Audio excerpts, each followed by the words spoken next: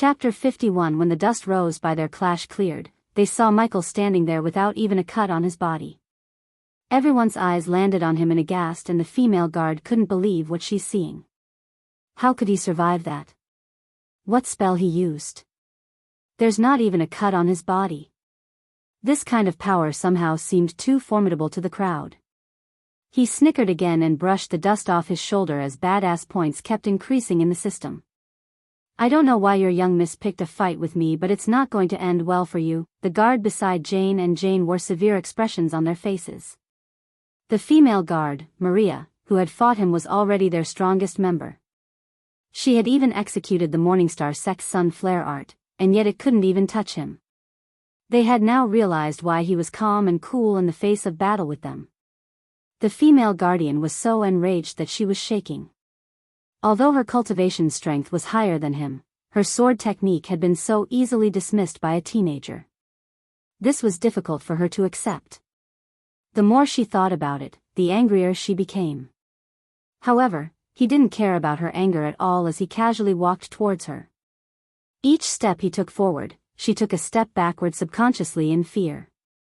Gaia now strolled forward head high and her hands behind her back to join Michael to share bask in his spotlight. What is he planning to do? Is he going to kill her? Yeah, I think so. He's crazy. I hope he breaks that bitch Jane's teeth. Shut up. The crowd looked at Michael with fear and excitement. Bastard. If you touch her. On the other side, Jane screamed and struggled to free herself from the clutch of the guard. She didn't expect him to be so powerful, even though she was warned by Selena. But ignoring her shout, Michael clutched Mariah's neck as she gasped for air and wiggled. She had used most of her arch energy in her last attack, and now, she didn't have much energy left to fight him.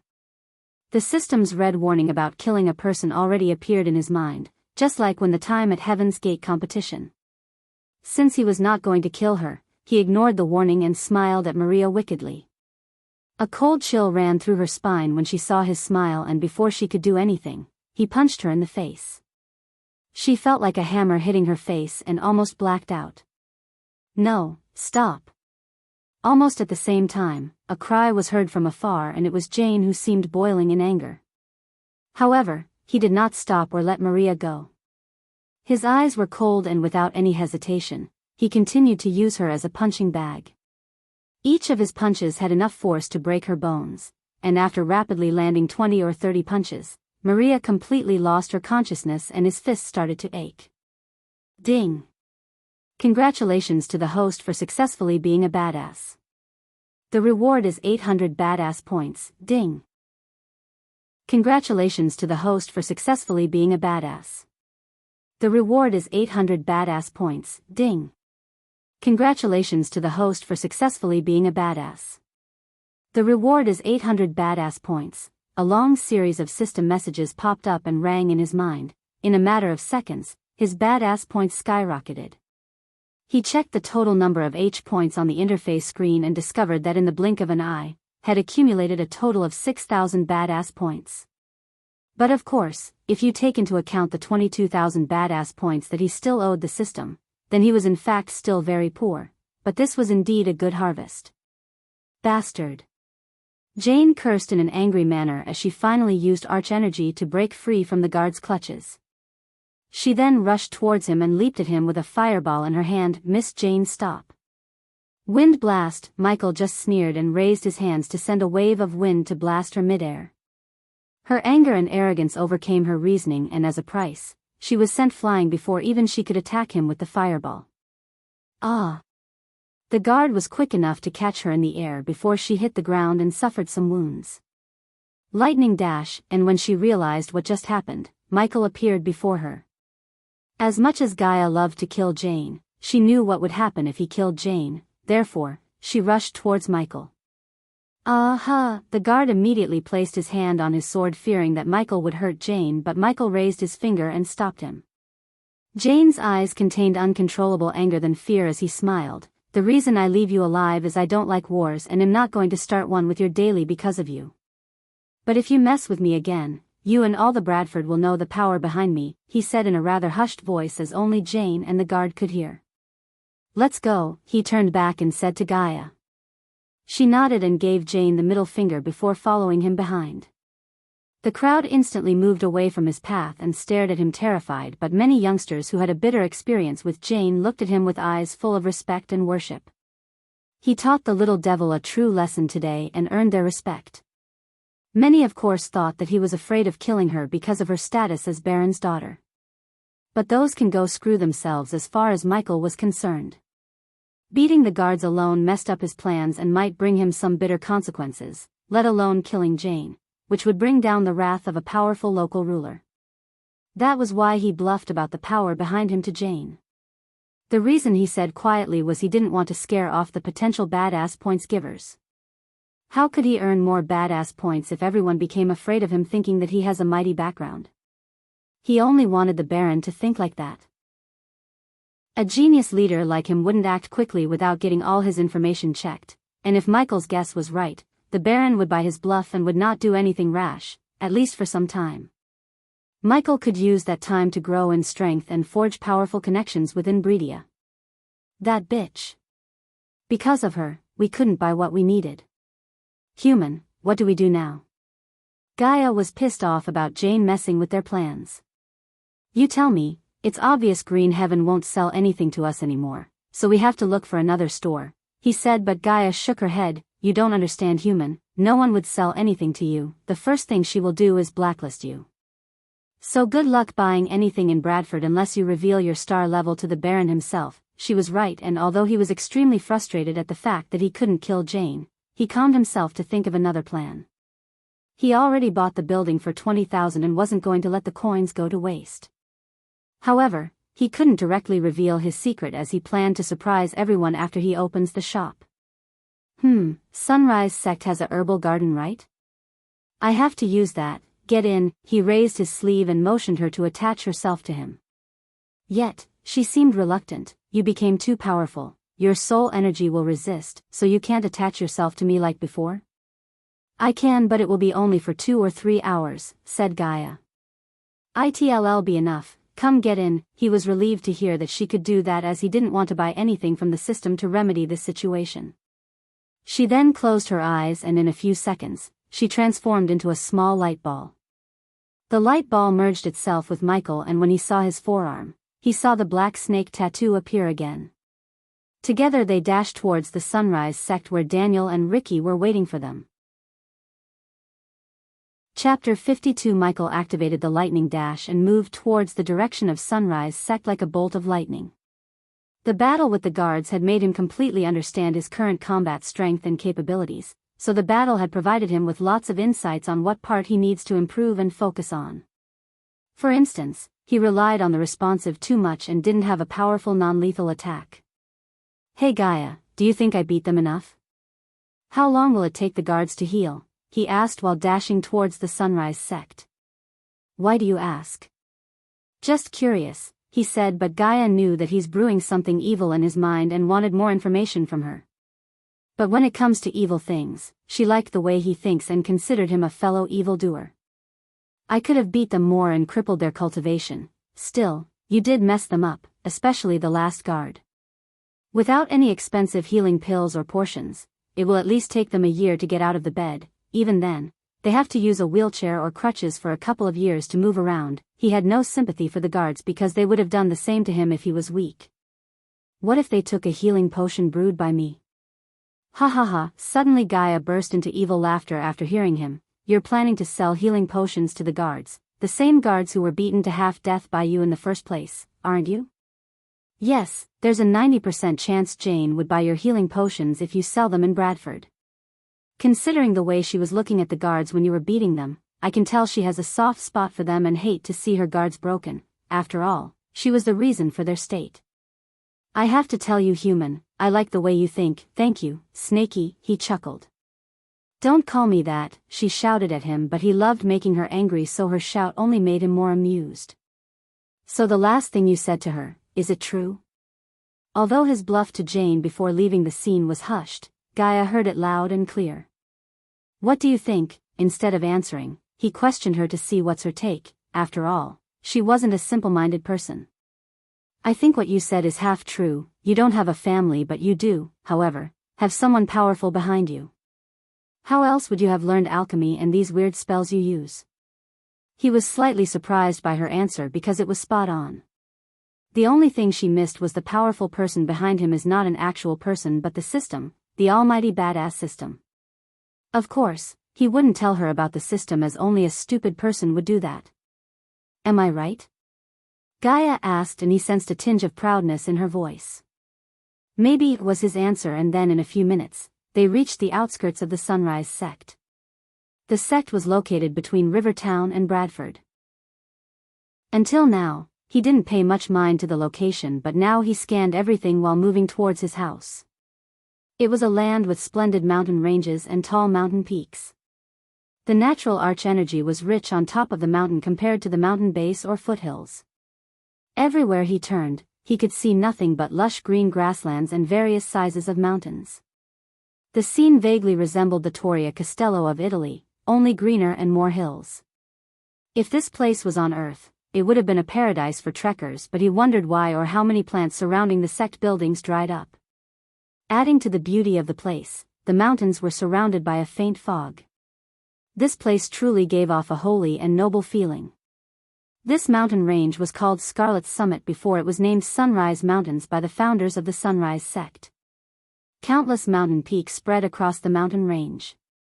It was said that the founder of the Sunrise sect had discovered an underground arch energy vein here, therefore, he occupied this place and established the Sunrise sect.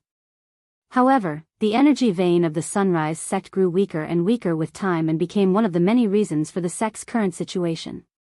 The energy vein, aside from it being able to provide the best cultivation environment and gather natural energies, was also a representation of fortune. Each of the three big sects had occupied land with energy veins. This was the reason why they were eternally prosperous and had produced countless geniuses. This place is beautiful. Stopping at the foothill, he stared at the beautiful scenery filled with light fog and couldn't help but praise it. Beautiful, but the arch energy density is weak. No wonder they can't produce powerful cultivators as the other three sects. Gaia's voice sounded in his mind and her reaction was not like Michael's. Her experience was much richer compared to him. A small sect like the Sunrise sect wasn't qualified to even be ranked in Nagaland. Your Royal Highness, can you get out of my arm now? Michael said sarcastically. For a moment, you sounded nice, she growled and appeared before him in her human form. Both of them started moving to walk up the mountain. Brother Ghost, Master Ghost. Just when they had ascended half the mountain, they heard some shouts, and then a few girls dressed in orange clothes walked towards them with a wide smile on their faces. But when some of the girls saw Gaia standing beside him, their faces lost the color and seemed discouraged. Others quickly surrounded Gaia and curiously looked at her. You must be Sister Elia, and who told you that? She answered with her trademark scornful attitude as the girls laughed. You just like Teacher Mark said, hee hee, and Brother Ghost, did you kill something on the way? You reek of blood, one of the girls asked, twitching her nose. Just beat up some guards in Bradford, he casually said and continued to walk up the mountain. Yeah, the guards of Bradford Baron's daughter. The girls almost tripped when they heard Gaia and looked terrified. Oh my god, you messed with Evil Jane? Please tell me, you didn't do anything to her. We left that bitch unharmed, for now, she shamelessly boasted to the girls while he chose to remain silent rather than spoiling her moment. Since Gaia was said to be Ghost's friend, the girls didn't mock her for being a mortal girl as Gaia continued to describe everything that happened in Bradford and centered herself as the main character. Then Ghost stopped me from teaching the guard a lesson. If he didn't stop me, I would have broken a few more bones in his body. He stopped walking and stared at her, but she gave him a let me have my moment look as he sighed and continued walking up the mountain. He was really surprised at her talent of lying so convincingly, as the girls had already started to believe that she fought the guards beside him despite being a mortal. Looking at the girls eating out of her hands, and Michael didn't say anything, Gaia lied through her teeth more boldly and enjoyed the worship and admiration in the girls' eyes. Although the girls were terrified at the fact these two just messed with one of the most influential and dangerous persons in Breedia, the girls couldn't help but admire Ghost's valor, and after Gaia's story, they also admired Gaia's courage. Of course, only Michael knew what Gaia boasted was nothing but hogwash. Chapter 53, Sect Leader Claire. Brother Ghost is back. Jack, who saw Michael at his home from a distance, quickly ran to Claire's mansion and informed her. Elder Reiner and Elder Mark were busy teaching the students as only Claire and Elder Miles left the building to go meet Ghost. Claire was in a good and lightened mood today as Elder Sandra got better after taking the pill concocted by Michael, but she didn't know her mood was going to hit rock bottom soon.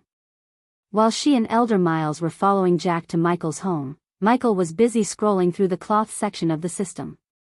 He loved black outfits, and even though he filtered the section to show only black ones, he was still left with a huge number of choices.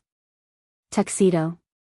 I'll look like a freaking clown in this world if I wore a tuxedo. If he wore a tuxedo in this world, it would be like a teenage girl among a group of old women. He would be in the spotlight. He already had enough of attracting bad people like Jane. System, do you have Black Panther outfit? He excitedly asked the system after recalling the black outfit King T'Challa wore in the Black Panther movie. However, his smile froze on his face when the system showed him the Black Panther's vibranium armor that cost 500,000 badass points. Fortunately, he didn't want the vibranium outfit but the King T'Challa robes that he wore when T'Challa welcomed Bruce Banner to Wakanda. Not this armor system, the black robes he wore in the movie. Then in a few seconds, the outfit finally appeared in front of him with its stats. Item name, T'Challa King Robes Durability, 1 year special traits, none price, 500 badass points, awesome, for Wakanda. He laughed happily and equipped the outfit. The main reason for his purchase was the Neo costume had started to reek blood and he wore it ever since he came to this world, so it's time for him to make over. He then wore the Mark III grappling hook under his sleeve and left the system. Young Master Ghost is taking quite a long time to change dress, Ricky, who was in an elevated mood thinking about his monthly wage, said. Obviously young Master Ghost is rummaging through his clothes to choose one, Daniel replied as Gaia couldn't wait outside anymore and rushed into the house to drag him out. Why is he taking this long? Is he wearing makeup or something like girls? Gaia complained. She was not the kind of girl who would get ready for a few hours wearing all the makeup from top to bottom. When she was a princess, she rarely wore fancy cloth or makeup, and instead, she used the money allocated for her personal expense to bribe officials and ministers in Nagaland. Only because of these bribes, she was able to escape the prison before her stepmother, the current queen of Nagaland, orders her henchmen to kill her. She was already frustrated by waiting for him, and when she saw him standing before a mirror and checking his hair, she became furious. The way he looked at his reflection was like a husband enjoying his wife's beauty for the first time. What the fuck are you doing? She shouted. Although he could see himself in the system status window, looking through the mirror had a unique feel, and he loved what's in the mirror. Geez, quit shouting and let me correct my hair. On Earth, he had short-length hair, but now, he had shoulder-length hair that required some time to tie back. You're weird as hell, now come out. Everyone is waiting for you, he sighed and followed her back outside where he saw the girls narrating the events to sect leader Claire. Daniel and Ricky trembled as Claire looked pale. Ghost, is it true? Did you attack Jane's guards? Elder Miles asked as his voice broke in fear. Michael, however, seemed calm and smiled at Claire and Miles. I didn't attack them, they attacked me first. I just defended myself, he said with a straight face, but it didn't reduce their fear. Sect leader Claire, I want some herbs and items from the sect, can I take them? While Claire was still in shock and Miles was searching for words, he calmly asked her. Yes, her mind was not properly processing what she had just heard and said instinctively. Daniel, Ricky, go to Rivertown and hire me 2 Pegasi, he ordered his newly recruited henchmen as they quickly nodded despite their shock. He then tossed a pouch of coins and gestured at Jack to lead the way to the herbal garden. Gaia also ignored Elder Miles and the female disciples as she followed him behind. What's the point of worrying now? Besides, Michael hated to console Claire and Miles, and as far as he was concerned, these people needed to grow a spine. If one wanted to destroy this sect, they would have already done it. Brother Ghost. On their way to the herbal garden, Jack opened his mouth to ask something, but Michael stopped him midway. Jack, no one is going to attack the sect, just let me deal with Jane. After following Jack for a few minutes, they reached the herbal garden. There were not many herbs, and even calling it a garden was a little too much. He could only see a bunch of pots with herbs, and most of the land was occupied by nothing but grass. Luckily his expectation was low and therefore, he didn't expect much from the garden. He went straight into the garden and picked all 20 herbs in the garden as Jack's mouth opened wide because it was all they had left. Why are you acting so shocked? These are just common herbs, plop. Gaia slapped the back of Jack's head and said while Michael finished picking all the herbs he needed to concoct some pills. Of course, it was not the pills he initially planned, but this would kickstart his master plan. Among the pills he could concoct and potions he could brew, he still needed some advice from Gaia. Elia, follow me, I need to talk to you, plop. Ah. Jack cried because she slapped Jack again for no reason before following Michael into the nearby building. Human, what's the plan? I can do many things with these pills, but I think healing potions and revitalizing pills would bring more crowd and money. Revitalizing pills were pills that could cleanse the body to remove the impurities of the body, which would increase cultivation speed. By taking many less pure pills and potions, cultivators' bodies would have impurities in the bloodstream, and revitalizing pills were a way to remove the impurities. Good choices. What else can you make with them? Arch energy boosters, strength enhancements, and breast enlargement pills which you desperately need. Okay, wait, what? She clenched her fist as a flash of anger and shock swept across her face. He loved making her angry by teasing her. Maybe he loved this a little too much. You perverted asshole. She picked up the vase and threw it at him, aiming for his face, but he easily caught the vase. He then placed the vase near him. I don't need those pills, you blind bastard. Despite being angry, she didn't miss the opportunity to proudly show off her ample bosom. Back to the topic at hand, which pills do you think would attract more crowds? It took several seconds to calm her down, and when she calmed down, she gave her opinion. Whatever a 5-star alchemist makes, people would buy them, but considering we don't have many ingredients to work with, I'd recommend we sell healing potions, revitalizing pills, and arch energy boosters. Do you have a price point for all these pills? She thought about the question regarding the prices for a few more seconds before answering it. Healing potions, 13,000 gold coins, revitalizing pills can be sold for 11,000, and arch energy boosters, I'd say 10,000 each for Gaia. These amounts were simple, but for Michael, who barely had any gold coins left, became extremely happy. Besides, these were all just low-level pills and potions he had to make due to the lack of ingredients, but with enough badass points, he could buy rare herb seeds from the store and grow it in the sect rather than buying them from the stores. After seeing the outrageous price for the herbs in the system store, he decided that it would be cost-effective to buy the seeds that were way cheaper than the grown herbs and grow them in the sect's garden. The seed pack cost 6,000 badass points and an extra 1,000 for a compost that would make the herbs grow in 2 days. The seed pack sold by the system had various rare herbs and items to concoct and brew special pills and potions. Alright, Gaia, time to earn some sweet gold.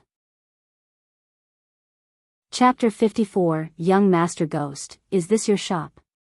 Amidst the busy bustling streets of Bradford, 2 Pegasuses, or Pegasi, landed on the street as 2 youngsters, one young girl and a man in his early 30s descended on the ground.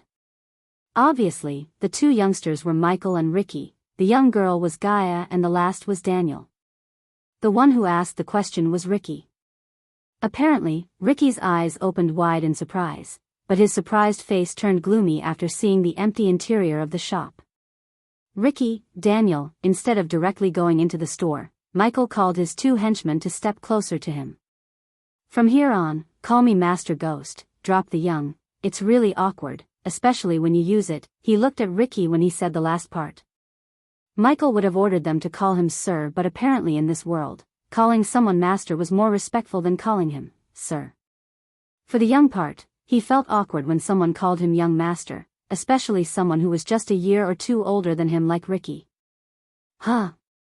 Ricky and Daniel tilted their heads and looked at him confused, but a few moments later, they nodded as they had no plan to go against his orders considering the pay he promised. And I'd like to hear them call me Your Royal Highness, Gaia mumbled under her breath.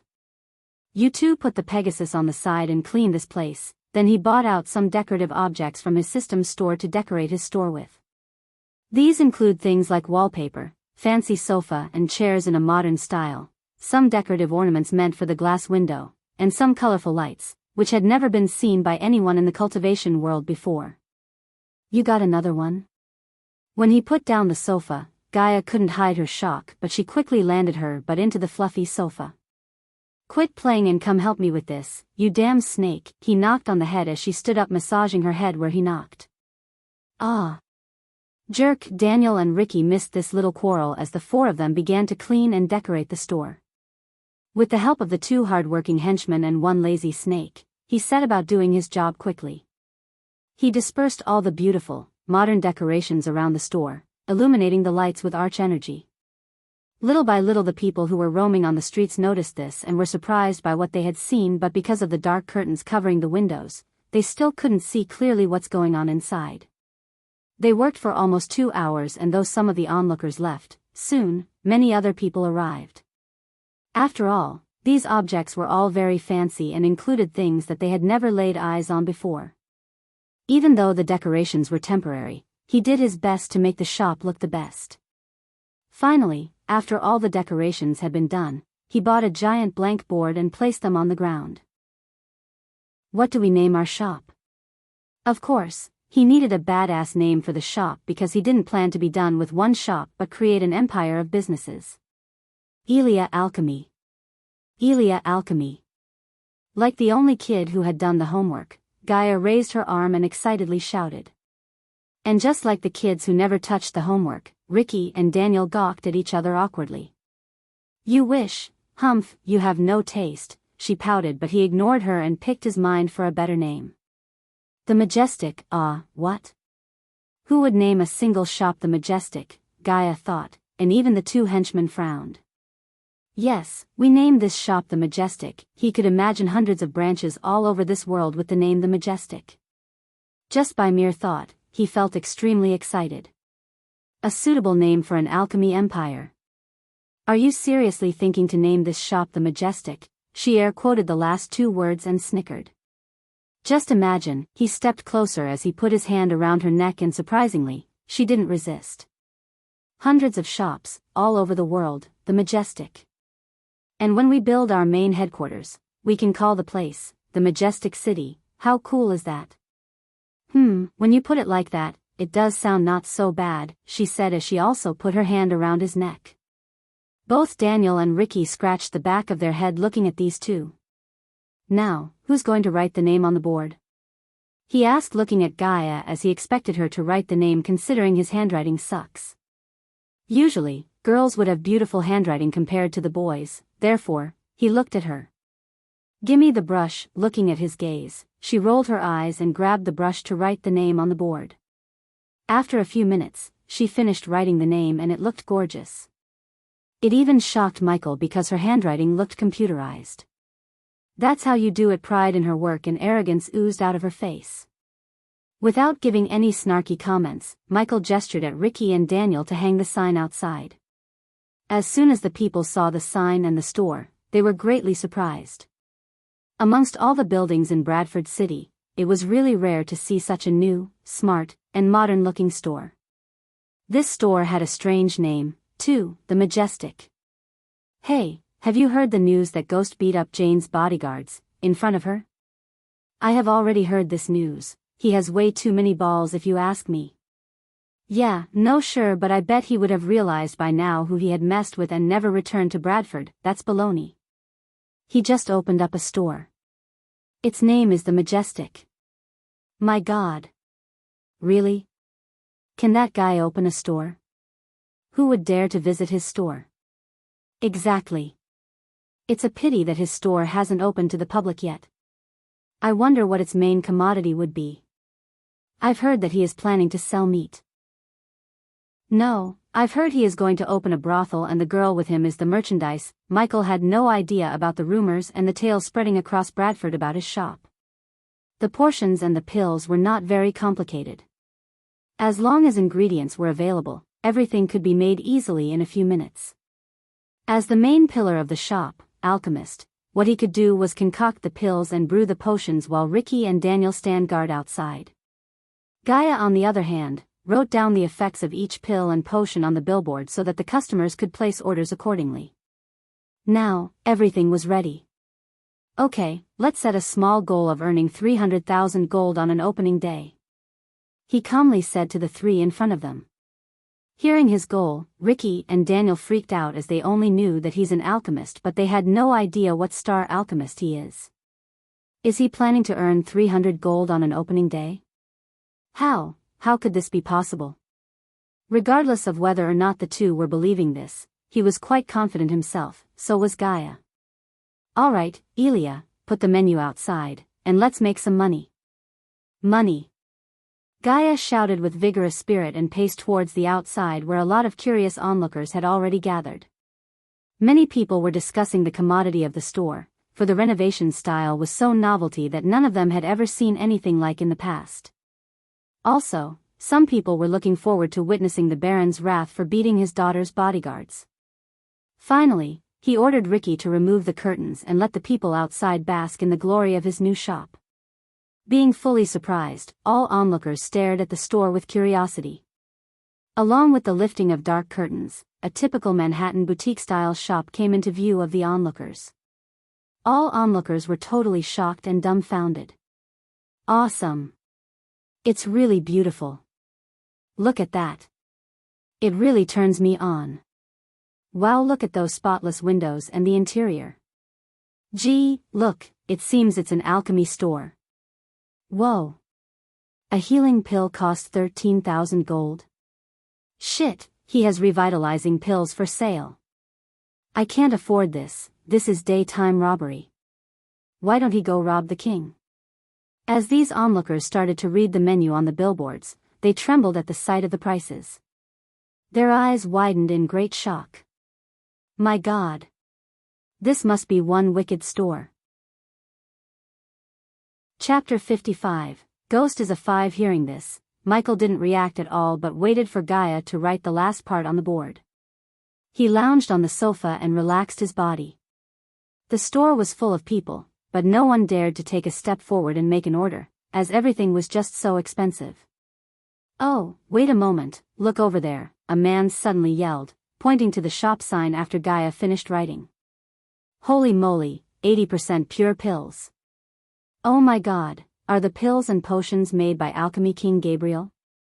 If this is true, then the price is actually very reasonable. This cannot be true. Just think, Lord Keswick didn't have any shops anywhere. Yes, you are right. If this store is his, he would have come here. Besides, the prices were really high, so no one was willing to try anything. But the written introductions were really alluring, especially for cultivators who were now experiencing a bottleneck in the development of their powers. They were desperate to ascend to a higher stage in a short time. That was why the price of the Arch Energy boosters made by Gabriel had gone up to 15,000 gold coins in the auction. Now, one just needed to spend 10,000 coins, and they could possibly enjoy the same effect as the difference between Gabriel's pill and here, only 4%. Excuse me, miss, what if I fail to get into a higher stage after I take your Arch Energy booster? Asked a middle-aged man, who was at level 2 of the body refining stage. He is the master of the Winsent family, a very influential family in Sarton. I never thought that he would come here alone. It is said that he has been in a bottleneck for 20 years, I think he might never enter the next stage in this life without a powerful pill or portion. I guess he would like to take this opportunity. Anyway, he should tell us what he will do if the pill does not work. All of a sudden, everyone stared at Gaia as she scanned the man from top to bottom. After a few seconds, she agreed with the man. If this man took an Arch Energy booster purer than 80%, he would break the bottleneck and break through to the next stage. Ghost, she turned around and nodded at Michael. He slowly sat straight on the sofa. According to your current state, if you take the 80% pure Arch Energy booster, it'll guarantee you that you'll break through to the next level. If not, I will pay you back with 10 times the pill's value. Not only that, but we also give 10 times the coins you spent if the products were not 80% pure. Seeing this, people at present took a deep breath. He did not only give a guarantee but also said he would compensate him with 10 times the product's original value. Really?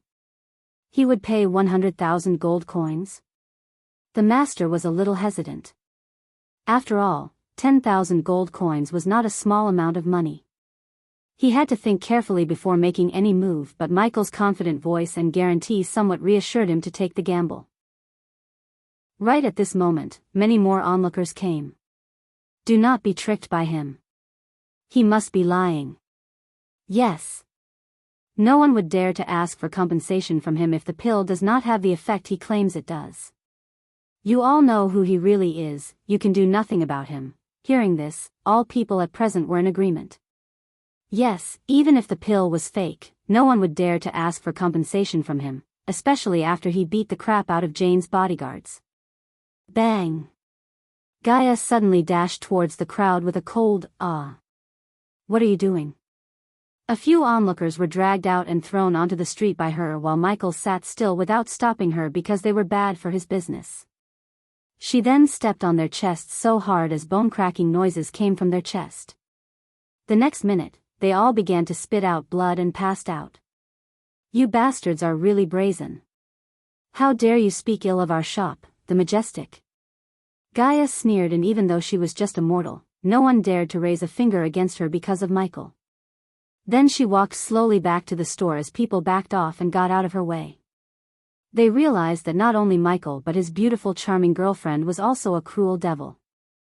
If you can't afford our products, no problem, but if you dare speak ill of our establishment, I will kick the shit out of you all. Everyone felt furious and stunned, including Ricky and Daniel. Just a moment ago, she seemed so harmless and cute, but in a few seconds, she turned into a scarier version of Jane, or even worse. Even with her mortal status, she's this arrogant, and imagine, if she has the cultivation level of Ghost. Damn. Even his girlfriend is exactly like him, bitch. How dare she treat them like this? But they all noticed Michael standing there calmly, so no one opened their mouth to complain about Gaia's behavior.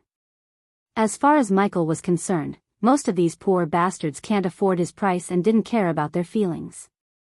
Like Gaia said, if they have the guts to speak ill of his shop, they better be ready to get their asses kicked.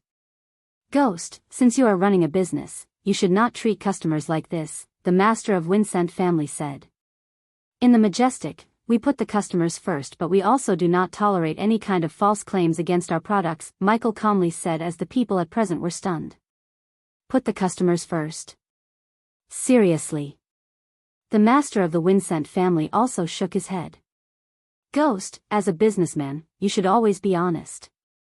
You said that if the products are not 80% pure, you will compensate us with 10 times the product's original value. Do you really mean it? Everyone knew even the pills and potions made by Gabriel wouldn't be 84% pure at all times, but Michael said otherwise.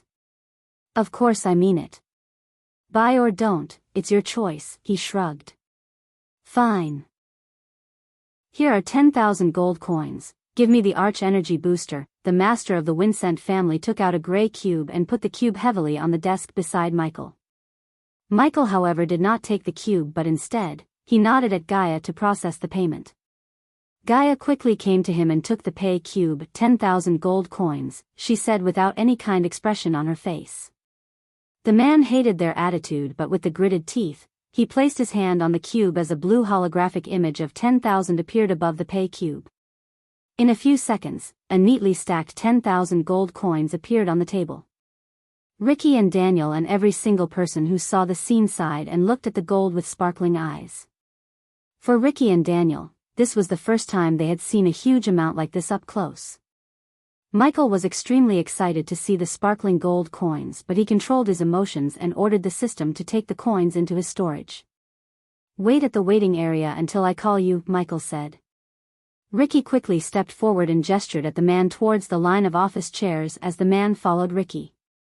Meanwhile, everyone waited to see the 80% pure Arch Energy pill and scanned the entire room to see where he was keeping the pills. Until now, people couldn't find a single pill in this store and expected Michael to retrieve the pill from his space ring, which he didn't have. The shop was divided into two halves by a glass wall. One half was the waiting area where fancy office chairs lined up for customers and a large comfy executive chair and table for Gaia. The other half behind the glass door was Michael's domain. Since this store was a temporary place, he only placed a large sofa and nothing else. Oh, I like this chair. While everyone's gaze was at Michael, Gaia sat on her executive chair and rotated the chair playfully. Whoosh! On the other side of the glass, Michael flipped his left hand, exposing his palm and revealing a bright red flame, hovering on it. What is he doing? Is he going to concoct the pills? Idiot, look, there's no furnace. Then what the heck is he doing with the fire? As they were looking at him confused, he tossed all the ingredient right into the flame. What? What? What is he doing? Oh my God. Is he really an alchemist? What the fuck? I'm not an alchemist, but I know enough not to throw all the ingredients directly into the flame. Everyone was stupefied by the turn of events, as no one thought that he's an alchemist or he would try to concoct the pill himself. Their faces had looks of utter shock and disbelief. In that next second, however, their jaws almost hit the ground and eyes bulged out of the sockets. The pearls and beads of herbal essences emerged from the flames but took no damage at all. Then the green beads merged into one round shiny pill that radiated arch energy and a sweet aroma. Holy fuck. Look at the pill, it looks perfectly pure and flawless, 80% pure. The crowd who were seeing this remained rooted to the ground in shock. Their hearts were trembling, unable to believe whatever they were witnessing. 5-star alchemist. Ghost is a 5-star alchemist. Several people among the crowd shouted as the entire shop became dead silent. Ding! Congratulations to the host for successfully being a badass. The reward is 800 badass points. Ding! Congratulations to the host for successfully being a badass. The reward is 700 badass points. Ding! Congratulations to the host for successfully being a badass. The reward is 600 badass points. Ding! Congratulations to the host for successfully being a badass. The reward is 800 badass points. Finally, the moment Michael waited appeared. The sweet sound of rings of notifications rang inside his head without a stop. Chapter 56. He's not a genius, he's a frickin' monster. There are no words to describe this kind of talent. Many people were rolling their eyes, feeling dizzy and struggling just to not fall on the ground. They simply couldn't accept this was just too unbelievable. They managed to calm themselves down after a few more minutes, but the way they looked at Michael had changed. And currently, they realized one thing: he's in a different league than the other prodigies of his generation. The more they became shocked, the more badass points he earned. Daniel, take this pill to the gentleman over there. Holding the green shiny pill in his hand, Michael called Daniel. It took several seconds for Daniel to respond as he came to Michael. Michael placed the pill in Daniel's shaking hands. Before this, Daniel had never even seen 30% pure alchemy pills or potions this close, let alone an 80% pure pill. Realizing that he was holding a 10,000 gold value pill in his hand, his whole body trembled. Go on. Michael gave a pat on the back to move Daniel faster. After a minute, Daniel carefully handed over the pill to the man.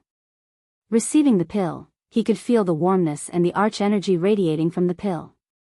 The fantastic smell of the pill wafted into his nose. The onlookers were eager to know whether the pill was a real 80% pure one or not, and all tightly fixed their eyes on him. You will be able to feel the effect after taking the pill. Gaia stopped rolling and rotating the chair and reminded him slowly at that moment. The master said nothing more. Either he would break through to the next level after taking the pill or receive 10 times the amount he paid. Both outcomes were favorable to him. Puff. He opened his mouth and put the pill into his mouth. The next moment, the man's eyes widened in disbelief. The pill melted in his mouth and released a rich aroma. He could instantly sense his body devouring the arch energy like crazy. The master was shocked. He had been taking many pills and portions for a long time, expecting a breakthrough. Is the pill working? Someone in the crowd shouted at that moment. However, the master had no time to answer the question as his whole body was going through a change. It is so. He was about to open the mouth and all of a sudden, a force of energy gushed out from his meridians and rushed through his body, roaring like a tsunami. What? The master was totally shocked. He didn't have enough time to think more. The next moment, he sat down on the ground with his legs crossed and started to draw that force in with cultivation arts. Boom! After a few breaths, a formless airwave gushed out from his body. Then he opened his eyes suddenly with brand new momentum. His eyes were even clearer than before and his skin became glossy. Level 3 of the body refining stage. I did it? The master murmured to himself. His mind remained unclear for a while. Did I break the bottleneck which has entangled me for so many years? All of the onlookers were also dumbfounded. All of them had sensed the change in the master. Level 3, of the body refining stage. How could this be possible? My God. He really realized a breakthrough to the next stage. That was really an 80% pure arch energy booster. There was no doubt about that. I can't believe he's a 5-star alchemist. He's not even 30 years old, everyone was exclaiming with disbelief. There were no right words for them to describe their shock. Whoosh. The master of the Winsent family stood up immediately and bowed at him. Then he said with immense gratitude, "Thank you, young Master Ghost. My whole Winsent family is in your debt." The man even addressed him as young master because he was not only a prodigy but also a 5-star alchemist. Even the king would treat a 5-star alchemist like him with the utmost respect. Standing on the other side of the glass, Michael waved his hand calmly. It's okay. The next time you need any pills or potions, come to the Majestic, of course, young Master Ghost. Can I order another 10 arch energy boosters and a couple of revitalizing pills for the members of my family? The master asked excitedly. His breakthrough this time could greatly promote the status of his family, and with these pills, his entire family could increase their power. If the other elders who were also entangled with bottlenecks could also make a breakthrough, a complete transformation would happen in his family, and their status in Sartan would reach a new level. Therefore, spending 100,000 or more gold coins was not a bad thing but a great investment. Seeing this, the onlookers could hardly stand still. Holy shit. This is for real. Usually normal people, including the rich people, couldn't get a chance to meet a 5-star alchemist as they were extremely rare in the Elon continent. And even those few would often deal with rare treasures and artifacts rather than gold coins. Therefore, when they realized the golden opportunity in front of them in the shape of Michael, they rushed into the store and gathered in front of Gaia's counter. Then they started to shout loudly, "I will also order 5 arch energy boosters. Me too. I will take 3 healing potions. 6 revitalizing pills for me." Instantly the store was in chaos and Ricky and Daniel struggled to keep the people in the line. At this moment, Gaia stood up with an evil smile and shouted, "Behave yourselves, this is not a market. Form an orderly line and place your orders one by one. If you don't, we will close the shop and leave." The crowd instantly stopped the chaos they were making and quickly formed a line. They feared that she would really close the shop and leave. They all knew that at the same time tomorrow, the whole street would be crowded with people to buy a pill from him when the news spread. Before that happened, they wanted to buy the pills and potions.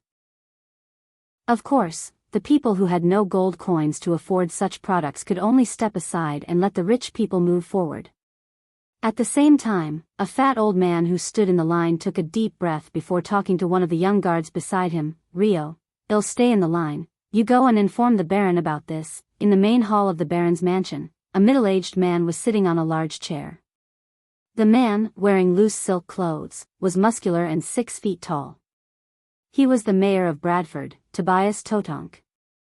In front of him was a young girl who was shivering and walking back and forth with a red face. "Father, I need him dead now. Send him 50 no. 60 men, I want them to chop him up." She was none other than Jane.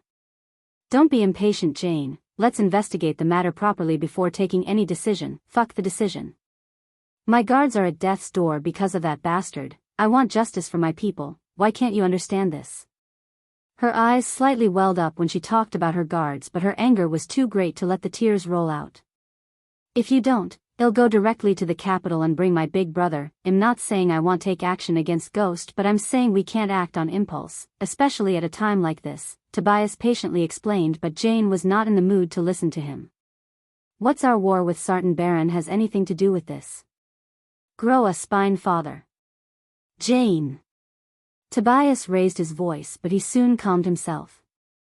Sometimes he would think he pampered her too much and spoiled her, but he couldn't get mad at his little princess as he loved her too much. Not only him, everyone in his family loved her dearly. Her mother died when she was little, and because of that everyone raised her, giving her everything she asked, as they didn't want her to feel motherless. Even when she ran amok in Bradford, no one reprimanded her. The only one who kept her in line was Selina, Jane's cousin. Jane loved her cousin like her own sister, and Selina too loved her deeply since she was little. However, no one could have known at this point that Selina will be the reason for what's going to happen to Jane. Chapter 57. Suddenly a guard rushed into the main hall, his face filled with excitement, but when he noticed Jane, he cowered like a scared cat. The guard wouldn't have felt excited if he knew what happened to Jane's guards. He just reached Bradford with Minister Liam, the fat old man who was waiting in the Majestic. "What is it, Rio?" Looking at the guard, Tobias asked. "There's a 5-star alchemist in Bradford, Lord Totonk." "What?" Tobias immediately stood up like his chair was on fire. "Where is he? Is he coming here? Why did no one inform me? Who is he?" Tobias ignored Jane's temper tantrum and rapidly fired questions at Rio. "Father. Lord Totonk, he opened up a shop in Bradford. Minister Liam is there to order some pills and potions. Let's go meet him now." A 5-star alchemist was not a joke. If he could form a relationship with one, he could gain a massive advantage over Sartan Baron, and who knew, he could even avoid war altogether. "Do you know his name?" "Lord Totonk, the people called him Ghost," and just when Tobias was about to take another step, he received a huge blow in the form of Rio's answer. "What did you say?" Tobias felt like he was going to faint as he looked at Jane with the mixed emotions of anger and uncertainty. Of all the people in Bradford, she just messed with the one person who could have saved Bradford from going to war with Sartan. Thinking about this, he wasn't sure whether to blame himself for spoiling her too much or blame his bad luck. "I don't care if he's a 6-star alchemist, he must pay the price for his crimes." "Shut up." Tobias' anger exploded and his shout echoed through the main hall. Jane stumbled back a few steps as this was the first time she had seen her father angry at her. Even when she killed a minister's son, he didn't shout at her like this.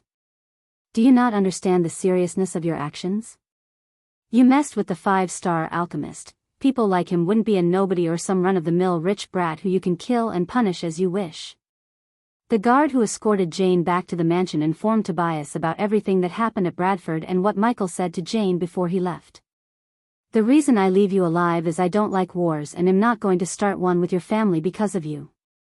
But if you mess with me again, you and all the Bradford will know the power behind meth." Words he spoke made more sense to Tobias now than it did before. "Gather our men, Rio, we're going to greet this ghost. I hope he's not furious at us." "As you wish, Lord Totonk." "Father, wait, I'm coming with you." At this moment, Michael finished using the last batch of ingredients and heaved a long sigh. The ingredients might have run out on him, but the crowd was much bigger than when he first started. However, he still had one batch of ingredients to brew healing potion in his system storage, as he expected the Baron to visit him soon. A large portion of the crowd came only to see the fiasco rather than buying his expensive products. Michael stood up with a smile and shouted, "My dear customers, we're going to close the shop now." Hearing that, everyone in the store was totally surprised. "What the hell? Are they going to close the store now?" "No, young Master Ghost, let me buy some arch energy boosters first." "Yeah, I'm waiting here for so long. Please. Don't do this. Did we do something wrong, young Master Ghost?" Many people shouted, as some even begged him not to close the shop. They were cultivators who had been stuck in their current stage for many years, and most of them had lost hope in making breakthroughs. People who had severe injuries hoped to treat their wounds with healing potions. Those who polluted their body with various pills and potions hoped to revitalize their bodies by using the revitalization pills. And finally, people like the Lord of Wincent family had a chance to break through by taking the arch energy boosters. All of them now had found hope. Their long-lasting problem could be solved by Michael. He was their savior. "People, we're not permanently closing the store, but I've run out of ingredients and it'll take a day to get the special items I use. So there's nothing I can do. The crowd looked disappointed, but they couldn't argue with him as he made a valid point. If you want to buy our products tomorrow, it'll be at my new shop in the Sunrise Sect. We open at 7 in the morning and close at 1 o'clock. Now leave the store in an orderly manner. You heard the man. Gaia stood up from her executive chair and motioned the crowd towards the door as Daniel and Ricky stepped forward to deal with the reluctant crowd. If you dare do or say something, we won't do any business in Bradford again. This. All the onlookers were tongue-tied and wearing gloomy expressions. Expressions of regret appeared in the faces of many people. They harbored bitterness in their hearts as they cursed themselves for having hesitated and not coming here soon. Before such a great temptation of 80% alchemy potions and pills, none of them could wait to come back the next day. They all wanted to ask why he was moving the store from Bradford to Sunrise Sect, but having heard Gaia, they didn't dare to question Michael. Never mind. Let's go to the Sunrise Sect earlier tomorrow. The onlookers turned around and walked to the outside in a line. Don't forget to bring your pay cubes tomorrow, we are not charity. As they stepped out of the shop, Gaia shouted at them and chuckled happily. Not bad for a first day. At last Michael sighed in relief and smiled. Honestly speaking, Gaia contributed much to the successful first day. He was able to concoct and brew potions without worrying about the crowd only because of Gaia. The flood of people overwhelmed the two henchmen, but Gaia handled the situation pretty well by keeping the crowd in line and throwing the bad crowd out of the shop. In simple words, she was like a mix between cute manager and ruthless bouncer. You two go and have a break, meet us here in 2 hours, Michael ordered Daniel and Ricky. Yes, Master Ghost. Their voices now full of energy and they looked extremely happy, like they hit the jackpot with this job. After Ricky and Daniel left the shop, both Michael and Gaia plunged into the sofa. Previously he gave the space ring he got from Heaven's Gate competition to Gaia, so she could store the gold coins inside rather than piling them in the shop before all the people. Tell me how much we earned. He rubbed his hands in excitement as Gaia flicked her wrist. A bright light emerged from the silver space ring in her hand and then, huge neatly stacked gold coins appeared in front of them. Huh! The glistening of the gold coins lit the room with a golden color. He had seen a stack of money before, but this was the first time he saw a huge pile of gold coins this close. There are 359,000 gold coins. We sold 11 Arch Energy boosters for 110,000 coins. 12 revitalizing pills for 132,000 and 9 healing potions for 117,000 coins. If we had more batches of ingredients, we could have milked the suckers dry. She let out a disappointed look. I do have one last batch of ingredients to brew healing potions. Good, I do expect the Baron to visit us, Gaia nodded. And what did you ask the people to come to the Sunrise Sect? What's wrong with this place? No one would dare to touch us now, and we could even buy what we need from the Green Heaven. First of all, they would definitely raise their prices knowing what we are charging the people. Secondly, why should we go to the Green Heaven when we can grow our own herbs at the sect? We don't have to pay for the ingredients and we can promote the sect more by setting up the shop there. After hearing him, she took a couple of seconds to think about this and nodded. You are right, and I don't think that bitch Jane would let us run a business in her city after what you had done to her guards. So what are you going to do about the ingredients for tomorrow? We cleaned the sect's herbal guardian clean, remember? Don't worry about it, I got it covered. And when she was about to ask how, they heard galloping sounds and heavy footsteps. Michael looked outside through the dark curtain to see a group of soldiers dressed in metal plates and chainmail walking towards their shop. The Baron is here. Chapter 58. With a wave of his hand, Michael opened the door for the Baron and his guards. 2 guards in a full metal plate and chainmail entered through the door first, and following them, a red-haired sturdy man came inside. His fancy robes and aura gave out his identity without an introduction. You, behind the Baron, Jane walked with the gritted teeth. Michael completely ignored her and smiled at Baron. Welcome to the majestic, Baron Totonk, he said, and reached his hand out to shake Baron's hand as the Baron seemed stunned for a moment before shaking Michael's hand. You are Master Ghost? The Baron didn't expect him to be this young, as he seemed like he's 19 or 20 years old. He was not wrong, as Abras was only 19 years old when he died. Yes, Baron Totonk, Michael said. The guards quickly brought 2 customer chairs and placed them behind the Baron and Jane to sit. Michael and Gaia sat on the sofa to hear the purpose of Baron's visit. Master Ghost, my men said you are a 5-star alchemist? How could the Baron believe a boy like him is a 5-freaking-star alchemist? Was he studying alchemy since he was in his mother's womb? Apparently I am, a lot of people ask me that. So Baron Totonk, what brought you to my shop? Is it anything to do with what happened to the guards?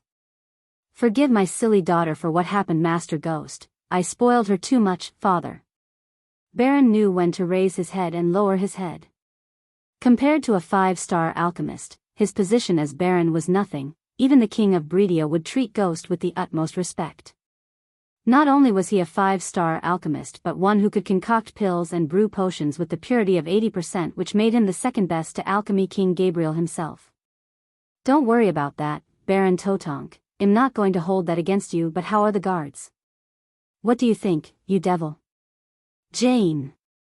Jane snapped when Michael asked about the guards, but soon, she closed her mouth when Baron raised his voice at her.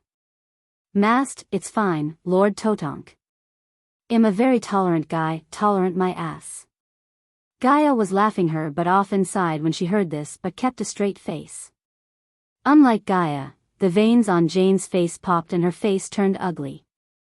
This guy nearly beat her guards to death, but shameless claiming that he's a tolerant guy. How ridiculous is that? I'm glad that you have such a big heart, Master Ghost. Baron Totonk was planning how to cool him off after Jane's little squabble with him. He was even ready to gift him a huge chunk of the treasury if that is what it takes Ghost to forgive Jane, but now he sighed in relief hearing that he already forgave them. I would, however, recommend you to buy some healing potions to treat the guards. Oh? The Baron was again stunned by Michael. For a moment Totonk thought he saw a fox in human form. Baron understood that by recommending he's urging him to buy healing potions from him. Of course, Master Ghost, if that would make Ghost happy, Baron was willing to spend the gold for the healing potions. Looking at the Baron's pay cube, Gaia's lips curved upwards. The guards would need 6 healing potions, that'd be 78,000 gold coins. Are you seriously asking us to pay for what you have done? This is too much. Jane screamed and puffs of smoke came out of her nostrils. Do you know how much it cost me to reach the point where I am now? Compared to that, this is just a drop in the ocean. Don't mind my spoiled daughter, Master Ghost. Erase the pay cube. Baron Totonk handed his pay cube as Gaia took 78,000 gold from it with a small chuckle. Gaia knew Jane must be going crazy seeing this, and it made Gaia extremely happy and satisfied. Now wait a few minutes, Baron Totonk. Michael smiled. He immediately took out the batch of ingredients to brew the healing potions in front of Baron and his men, so he could gain more badass points. Michael merely waved his hand, and under the control of his arch-energy, all the required herbs and ingredients floated up in front of him. After that, he immediately unleashed his arch-energy.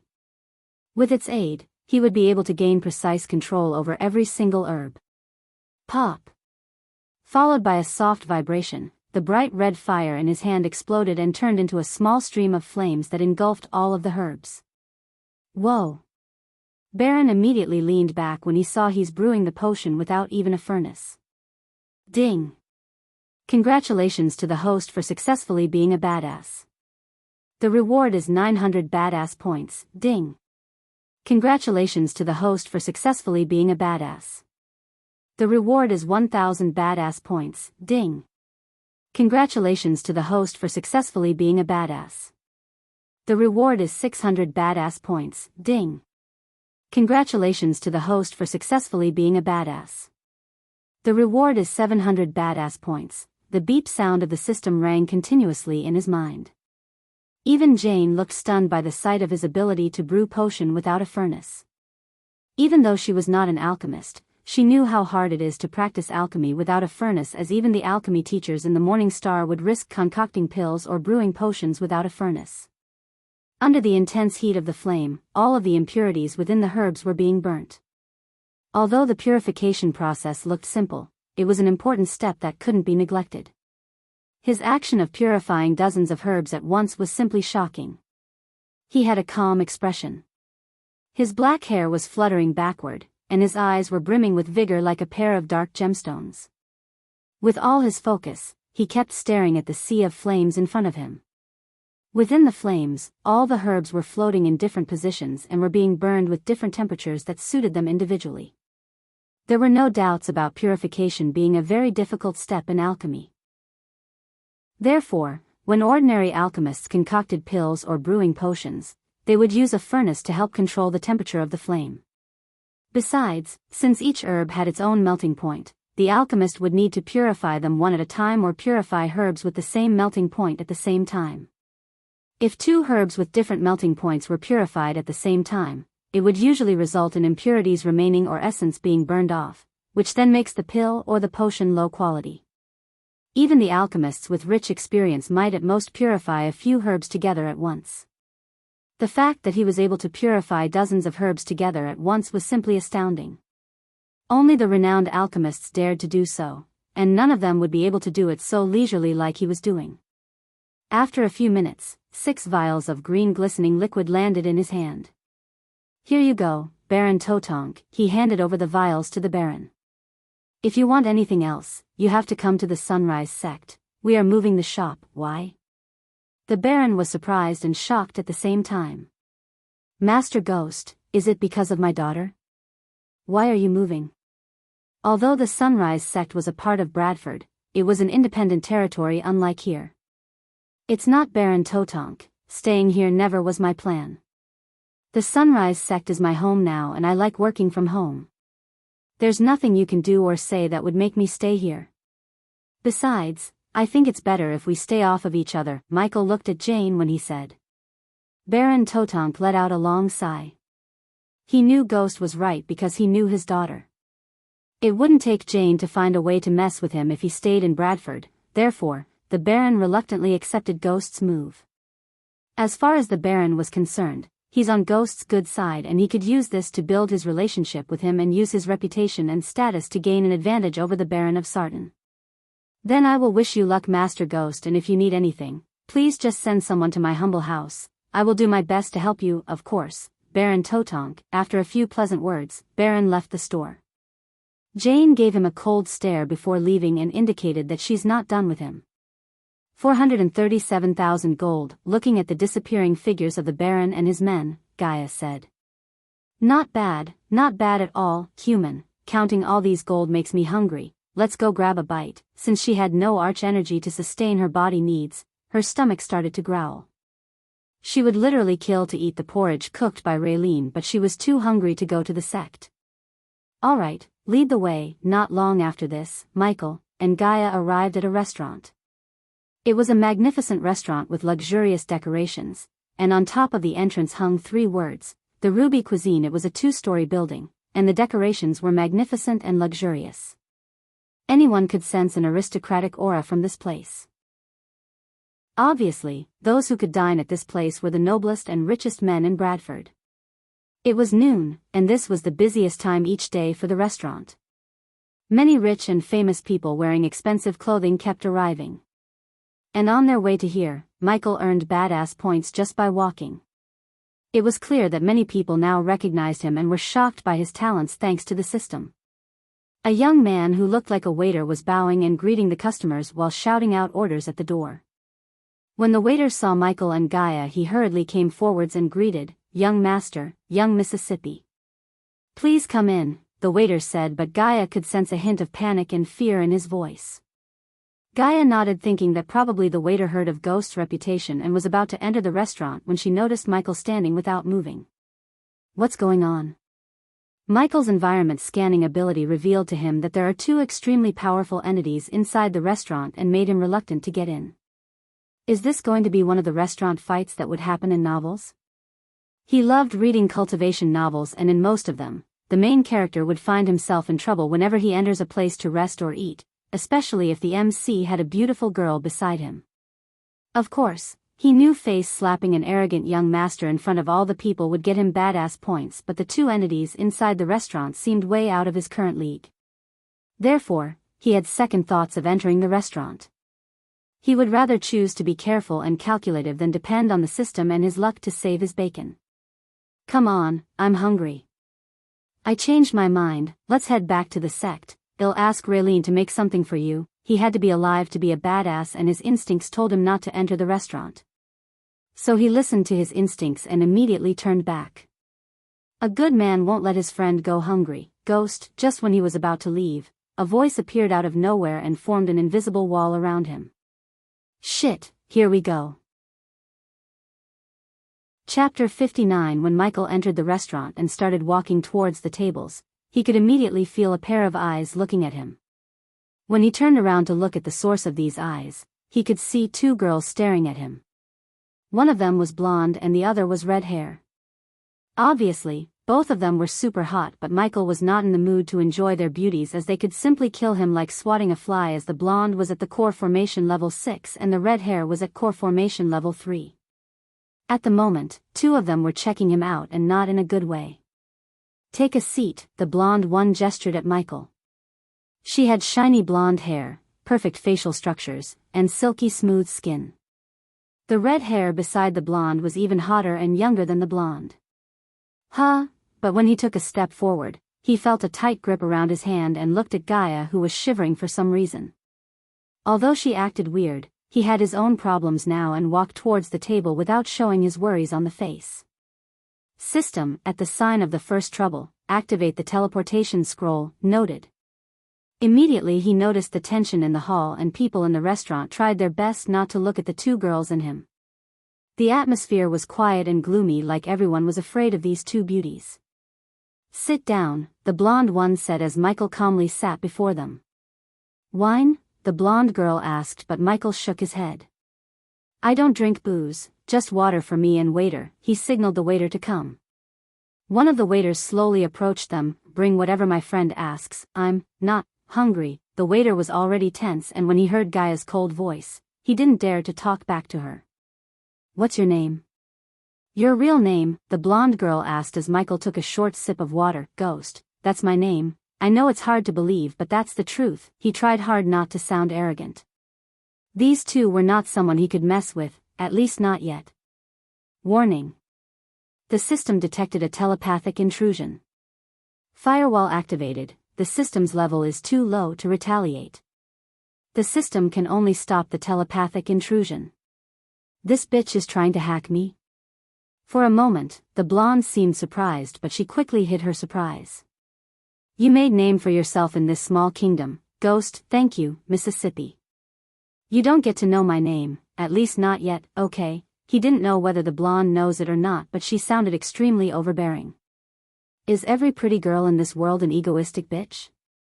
No, it can't be, he sighed inside and thought. What do you want from me, miss? Since these girls didn't even give their names, he was not in the mood for small talks. You don't have anything that we don't, Ghost, the red-hair girl snickered. My friend is right, Ghost. We don't want anything from you, on the contrary, we are here to give you something. This is different, Michael thought in his mind and asked, what is it, miss? How'd you like to join the Guardians Guild? Whoa, holy moly. Guys, they are Guardians, holy shit. I knew it. What are they doing in Bradford? It seems they are here recruit Ghost to their guild. The people who were staring at them silently until now began to murmur immediately when they heard the blonde girl's last words. Unfortunately for Michael, Abraz had no knowledge about the Guardian Guild. However, noticing the people's reaction, he realized that it would be suspicious if he said he didn't know anything about the Guardian Guild. Therefore he decided to ask questions without revealing his lack of knowledge about their guild. Am I not too weak to join the Guardian Guild, miss? Of course you're too weak, and that's why you want join the Guardians. The blonde's words confused him, and looking at his expression, the girl put the wine glass in her hand down and explained, we are searching for promising talents and forming a group of trainees to serve the guild and Guardians. Serve? He sneered inside and wanted to punch her in the face. What about after training, miss? Why are you asking too many questions? You should be thankful for us to even consider you. The red-haired girl lost her temper for a second and slightly raised her voice. If it was a normal circumstance and she was weak, he would have taught her a lesson. However, these two girls were extremely powerful and seemed to have a powerful guild behind them. Although the blonde girl didn't seem to like him asking questions, she still had a small smile on her face. After training, you will continue to work with your fellow trainees and serve the guild. The guardians will evaluate your performance, and if you're good enough, they might take you as their subordinate. The girl made it sound being a subordinate as a huge honor and opportunity, but Michael didn't give a shit about their guild. How could he serve someone else other than himself? Yet, he had only one last question to ask before rejecting their offer. "Miss, can I ask you one last question?" He asked humbly because he didn't want the two girls to get mad and attack him, which would threaten his life. "Go on," the blonde girl nodded. "Is there any chance for a trainee to become a guardian?" Ha ha ha. The red-haired girl's eyes went wide for a moment as the blonde girl burst into laughter. Michael still had a calm face, but he could sense Gaia was trembling. The blonde girl stood up when she stopped laughing and put a silver round medallion on the table. "If you want to join the guild, bring this to the capital before tomorrow night." In a flash, the two girls disappeared from the place, leaving everyone stunned. He took the medallion and saw a logo of a crown etched into the surface. After storing the medallion in the system storage, he stood up to leave the place but saw Gaia didn't move a muscle. "Hey, come on, we are leaving." He shook her shoulder and felt her body trembling. "I know something's wrong, but this is not the place. Come." He forced her up as she reluctantly followed him outside. When they stepped outside, Michael grabbed her hand and activated the lighting dash. In a flash, he and Gaia left the place, leaving a trail of dust. Except for the stop he made in front of his store to leave a note for Daniel and Ricky, he dashed straight outside Bradford and reached the outskirts of the city. "Alright, now we can walk and talk." The outskirts of the city looked deserted and they had no one but trees to accompany them. "What happened back there?" he asked, but she still remained silent, which was a rare thing when it comes to Gaia. He sighed. "Usually I don't give a shit about your past, but when it comes to my subordinates, I do give a shit. So tell me before I make you." After looking at his serious face, Gaia took a deep breath and opened her mouth. "The girl back there, which one? The blonde or the red hair?" "The red hair." She gritted her teeth and said, "What about her?" "She is the reason for my state. Human, she's my half-sister." Michael halted his steps in surprise. He never expected this twist, and now that he thought about this, it really made sense. "So that's why you went quiet. You have to tell me what happened in Nagaland. What did you do?" She hesitated to open up, but Michael knew what would cheer her up and make her talk. He retrieved a shiny white pill from the system storage. It was the cheap tear pill that would create a false sense of repairing her crippled meridians. "If you tell me what happened, I will give you this pill I concocted just for you." Her face slightly lit up when she saw the pill and reached out to grab the pills. No flashback, no pills. The pill was too tempting for Gaia, and looking at her expression, he laughed inside because it was like taking candy from a baby. He manipulated her easily. It all started. Short version would do. Tell me only the good bits. Chapter 60. After my mother died, my father married a bitch called Salisi. Together they had Zanali, the red-haired bitch. Zanali Ha. He noted her name and continued his walk while Gaia narrated the short version of her flashback. "Since the moment she was born, she got everything I didn't: my father's attention, mother's love, and everything I longed for." Her voice slightly broke and revealed the sadness in her heart. "A few years ago, I asked one of my minions to collect information the Naga land's population and food consumption level. Why? Because I saw my father asking for a loan from nearby human kings. He wouldn't have done that if he had any other choices." "You thought it has something to do with the population and food consumption of your people?" "Yes, and I was right. According to my minions and spies, my father is liquidating the assets and taking loans from the nobles to run the kingdom. That bastard was driving my mother's kingdom to the ground, and I wanted to fix the situation before he could sell the kingdom piece by piece with that Salisi bitch." It was obvious to Michael that Gaia didn't love her father very much by her tone and expression. "What did your minion find out?" "That was the weird thing. From the information I gathered, I realized that most of the wealth in the treasury was going to sustain the demand for food. And what made me loathe that bastard of a king was, most of the food we bought went to the prisons, to feed the prisoners." Huh? Shocking, right? I know. My mother died when I was 6 months old, but I learned that when she was ruling, Nagaland was prosperous and a powerful kingdom. One of the reasons for my mother's success was her rules. My mother made sure that rapists, murderers who killed innocent Nagas, and all other kinds of evil bastards die painfully. Because of that, everyone feared committing a crime which kept the prisons from overflowing with Nagas. What changed? Michael asked as her face twitched in anger. Salisi and Zanali. They cancelled many of my mother's rules, saying that it was too cruel. My spineless father went along with them. Not all who commit a crime deserves to die, Gaia, but when the crimes were killing innocent Nagas and slaughtering children, they deserved to die. You killed an entire sect for the Rosewood village. You're right, those deserve to die, except Salisi and Zanali thought they deserve a second chance. 5 years for a Naga who slaughtered an innocent family and 3 years for serial rapists. What kind of punishment was that? Those bastards treated the prison like a picnic spot, and my father sold my mother's kingdom piece by piece to feed those evil bastards. It drove me crazy, and that was why I always ventured out to calm my nerves, because I feared I would kill that bitch and my half-sister if I stayed in my castle. You still didn't say what you did to deserves to get your meridians broke. She took a deep breath after Michael's question and stayed quiet for a few seconds before continuing. I wanted to bring Nagaland back to its former glory after I take the throne which rightfully belongs to me. But when I returned to Nagaland after one of my adventures, I heard my father and most of the ministers chose Zanali as the next queen and decided to marry me to some prince of a distant kingdom. That's cold. Why did they choose Zanali instead of you? It was true that Gaia is an arrogant bitch, but she was also the rightful heir to the throne. From what he heard from Gaia, Michael could tell that her father is too soft to be a king, and Nagaland seemed like a place that needed a queen like Gaia rather than a softy like her father, who was clearly controlled by Salisi and Zanali. Because my father loved her more than me and Zanali earned the people's support with her fake charity works and donations, she seemed like a bitch to me back there. That was her real face, human. I should have killed her years ago, yet she broke your meridians. How was she able to do that? If my memory serves me right, you must have been stronger than her. Gaia's face reddened in anger. When I heard they chose Zanali to be the next queen, I lost my temper and questioned my father about all the debts and revealed the kingdom's status, crime rates, and every dirty little secret he was hiding, in front of every noble and minister. Except instead of answering, that bastard threw me out of my castle, my own fucking castle, but not before I killed his fucking guards and broke his jaw. She made a boxing posture and punched the air. So you broke your father's jaw. Things are getting interesting. After hearing about her father and what he was planning to do, Michael couldn't blame Gaia for losing her temper.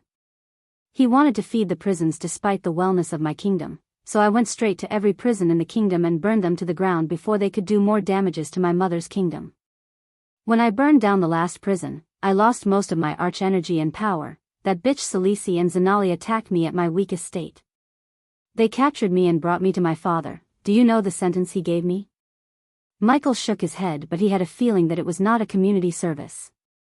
Tears already started to roll out of her eyes. He wanted to kneel down and ask for forgiveness from the kin of the evil bastards I burned down. I'd rather die than kneel down and beg for forgiveness. And human. She paused for a moment, and when Michael looked at her face, he saw her eyes welling up. You were wrong, human. Zanali didn't break my meridians, my father did. My own father. She then stopped walking and dropped to the ground in sorrow. Her father's betrayal and actions saddened her more than they angered her. I may have a father, half-sister, and half-mother, human, but am no different than you, an orphan. I was, am, and always will be. This was the first time he saw Gaia crying, and honestly, it startled him to see her like this. However, he hatched a quick plan to exploit this situation in his favor. For what it's worth, I think of you as my family, Gaia. He wiped the tears off from her face and wrapped his hand around her shoulder to console her. Just like he planned, her loyalty towards him jumped from 30% to 42%. She was far from being his family, but a simple lie made Gaia's loyalty towards him increase by 12% in one go. He would only consider her as his friend when she reaches at least 70% loyalty, and until then, he decided to lie to her more often to increase her loyalty. Now take this pill, you'll feel better. Besides, you look horrible when you cry. He chuckled as Gaia quickly pushed his hand around and punched him in the shoulder. You bastard. Give me that. He honestly preferred this version of Gaia to the silent sulking Gaia. And by giving the fake pill, he managed to soothe her sadness and anger. So are you going to join the Guardians? After swallowing the pill and wiping away her tears, she asked. About that, What is this Guardian Guild? Surprisingly, Gaia didn't seem shocked but let out a stifled laugh. What would you do without me? Guardian Guild is like the Adventurers Guild but more powerful and influential. They are the law enforcers of the Elan continent. In other words, if you want to rule this kingdom, they will stop you unless you join them and abide by their laws. Law enforcers, he was allergic to that word. Back on Earth, the law and the law enforcers were his biggest enemies. However, on Earth, he had no power to fight the law units head-on, but in this world, he had all the means to destroy them if they stood in his way. He dreamt to control and rule this world from the shadows, and he wouldn't let anyone stop him from turning that dream into reality. Where were they when Ralphie burned down an innocent village? They may have done something if anyone survived the massacre and complained to the Guardian Guild. Even then, it was highly unlikely because the Guardian Guild would send someone to investigate and they will take their sweet time. When they finish investigating, either Ralphie would have killed the witness or he would have bribed someone in the guild to make his case disappear. You have to be rich and powerful to get justice from the Guardian Guild, human. The Guardian Guild may have served everyone when it was found, but now, it's all politics. And that's why no matter how great you are, you can't become a high guardian. At best, you can become a bronze tier guardian. Typical. It was not a big surprise to him to hear about the Guardian Guild because it was like every law enforcement unit on Earth, slow, inefficient, and plagued by politics. Of course, they kept everyone in order on Earth and all hell would break if there wasn't a law unit like police in a country. Considering Michael was a criminal, he never liked the law enforcers and never would.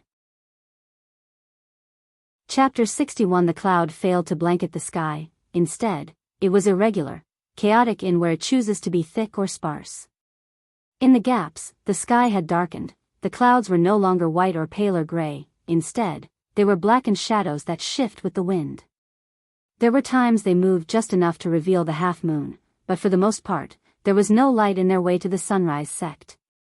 Eventually, both of them reached the outskirts of the sect and started to climb the steps leading to his house.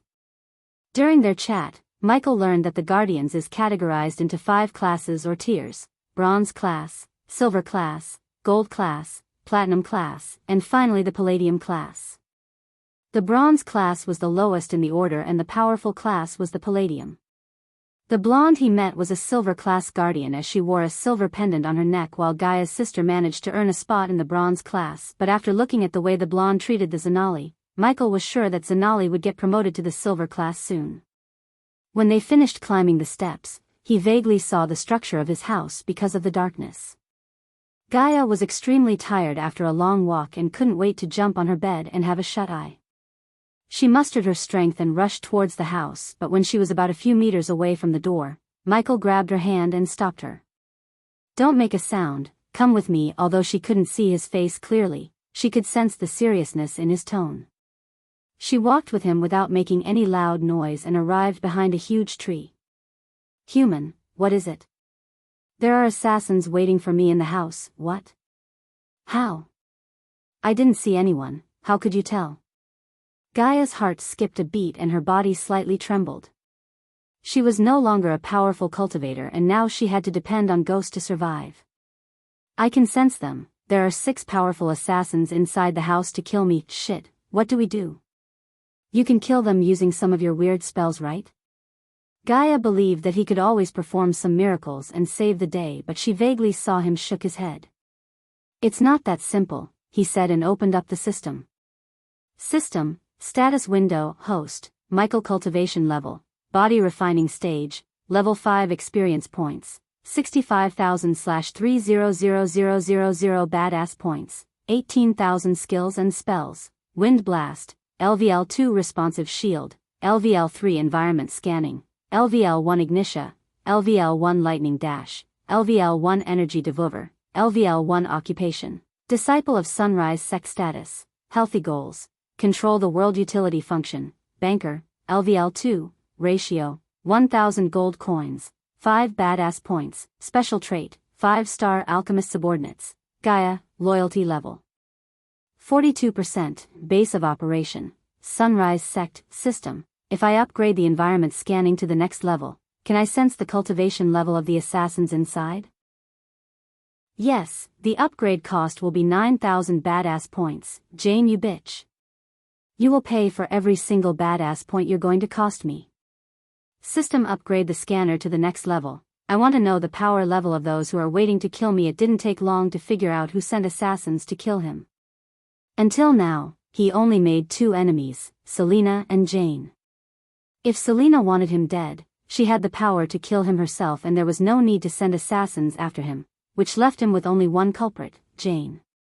He gritted his teeth and endured the acute pain in his mind. After environment scanning reached level 2, he was able to sense the cultivation level of the assassins inside without laying eyes on them. However, when he sensed their cultivation level, dark lines appeared on his forehead. 6 level 10 body strengthening stage, System, can level 4 responsive shield withstand the attacks of the assassins? No, the level 4 responsive shield can only withstand the attacks of anyone on or under the body strengthening stage level 8. Level 5 responsive shield can withstand the attacks of the cultivators from the body strengthening stage level 10. Let me guess, I don't have enough points. Yes, this situation made him realize one of his biggest weaknesses, but at the moment, he had no time to be angry at himself. He then took a deep breath and calmed himself. Just after a few seconds of picking his brain, a small grin appeared on his face. Alchemy my darling, system, I want to buy a potion, who? The system sounded curious for a moment. How much is the Devil's Breath potion in your store? 5,000 points. How much are Bugbear Tooth, King's Basil, Silver Bay Leaf, Serpent Barbs? 2,000 points, but the system recommends the host to buy the potion. There was a hint of tension in the system's voice, but Michael's grin grew wide. No thanks, just give me the ingredients I asked. Does the host really wish to buy the herbs and not the potion? You bloody system, are you trying to swindle me? I know what you're up to. You wanted to make me buy the potion and an antidote separately so you could take all my badass points away. It's not going to happen. Just give me the damn ingredients I asked. I can brew the antidote and the potion myself. The Devil's Breath potion from the system can weaken the enemies for 5 minutes, whereas the potion brewed by the host will only weaken the enemies for 2 minutes. The Devil's Breath will weaken any body strengthening stage cultivators by 5 levels. System. That means those assassins will become level 5 body strengthening stage cultivators for 2 whole minutes after breathing the potion. 2 minutes is more than enough for me to kill them. Human, what's the plan? Should I scream and wake up the entire sect? When Michael finished his purchase and closed the system, he heard Gaia's idea. I have a plan that not involves you screaming. What is it? She leaned forward and asked. Devil's Breathe. He conjured flame on his hand to brew the Devil's Breath using the ingredients he bought from the system. I never heard of such a potion. What's it do? She curiously peeked at the flame and the house from hiding behind the tree. Michael was cautious not to alert the waiting assassins and stood behind the tree to hide the light coming from the flame.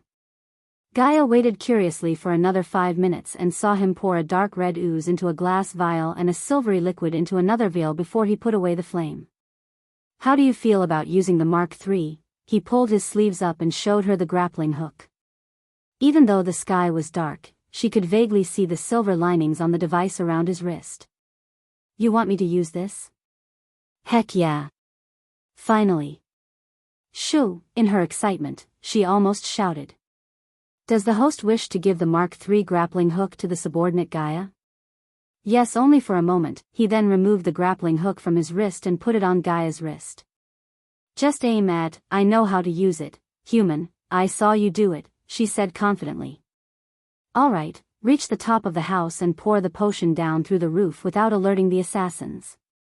They have to breathe the potion for a few seconds for the potion to work. What if it stinks and they run away before breathing it in?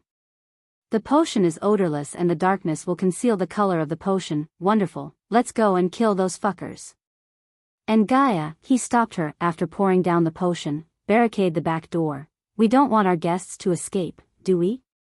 Of course, we don't. Leave that to me. Gaia nodded excitedly and sneaked her way around the house to reach the rooftop using the Mark III grappling hook. He waited for her to reach the rooftop and just as she said, she used the grappling hook perfectly and landed on the rooftop without making a loud noise. Michael then walked towards the door and before he entered the house, he drank the antidote so the Devil's Breath wouldn't weaken him. After a few seconds, he sensed the assassin's cultivation power slowly declining. The devil's breath is working, time to greet to unwanted guests, creak. The door made a creaking sound when he opened it. He didn't forget to lock the door after entering his house. Then he took a few steps forward and retrieved his seal knife from the system's storage. Guys, you can come out from hiding. 6 body strengthening level 10 assassins to kill me? I'm honored. When the moment he sensed everyone became level 5 body strengthening stage cultivators, he started to count down in his mind. There are 2 of you under my bed, 1 behind the sofa, 1 on the kitchen, and 2 of you are hiding behind the curtain. After a few seconds, he saw 6 figures appearing before him one by one. How did you know? It doesn't matter. What matters is you were dumb enough to mess with you shouldn't have, and now, you're going to lose your life. One of the assassins opened their mouth and spoke. Even though Michael couldn't clearly see their faces, he could vaguely notice their costumes resemble the ninja costumes back on Earth. But thinking that he's about to kill the assassins in ninja costume, he laughed. Ha ha ha ha. His laughter confused the assassins. Check your cultivation level. You're no longer at level 10. When he stopped laughing, his face turned serious and cold. The assassins were initially for a second, they thought he was mumbling in fear, but when they checked their cultivation level, their eyes went wide and their legs trembled in terror. And do you know what that means? His grip on the knife tightened and the killing intent in his pitch-black eyes risen. The devil's breath was a dangerous potion that would lower someone's cultivation level without even the target realizing until it's too late. The darkness prevented Michael from seeing the terrified expressions on their faces after they checked their cultivation level.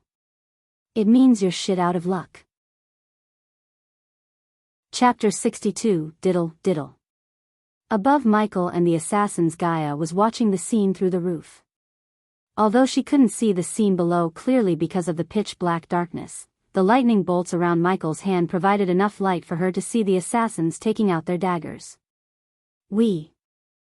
So, even though they were stunned to see their cultivation level suddenly drop by 5 levels, they refused to believe a body refining stage, level 5 cultivator could harm them in any way. Plus, they thought they had the advantage in numbers. When the last word of his killing slogan escaped his mouth, he disappeared from the place he was standing. Pulch. The assassins saw one of them got stabbed by Michael. The one who got stabbed quickly tried to grab Michael before he turned into a lightning bolt and disappeared again. He's fast. Watch your backs. Michael previously aimed his knife to stab the assassin in the heart, but he was able to see his movements and dodge at the last movement. Yet, instead of being shocked, a small grin appeared on Michael's face as he discovered the extent of his lightning dash spell's current capabilities, 90 seconds.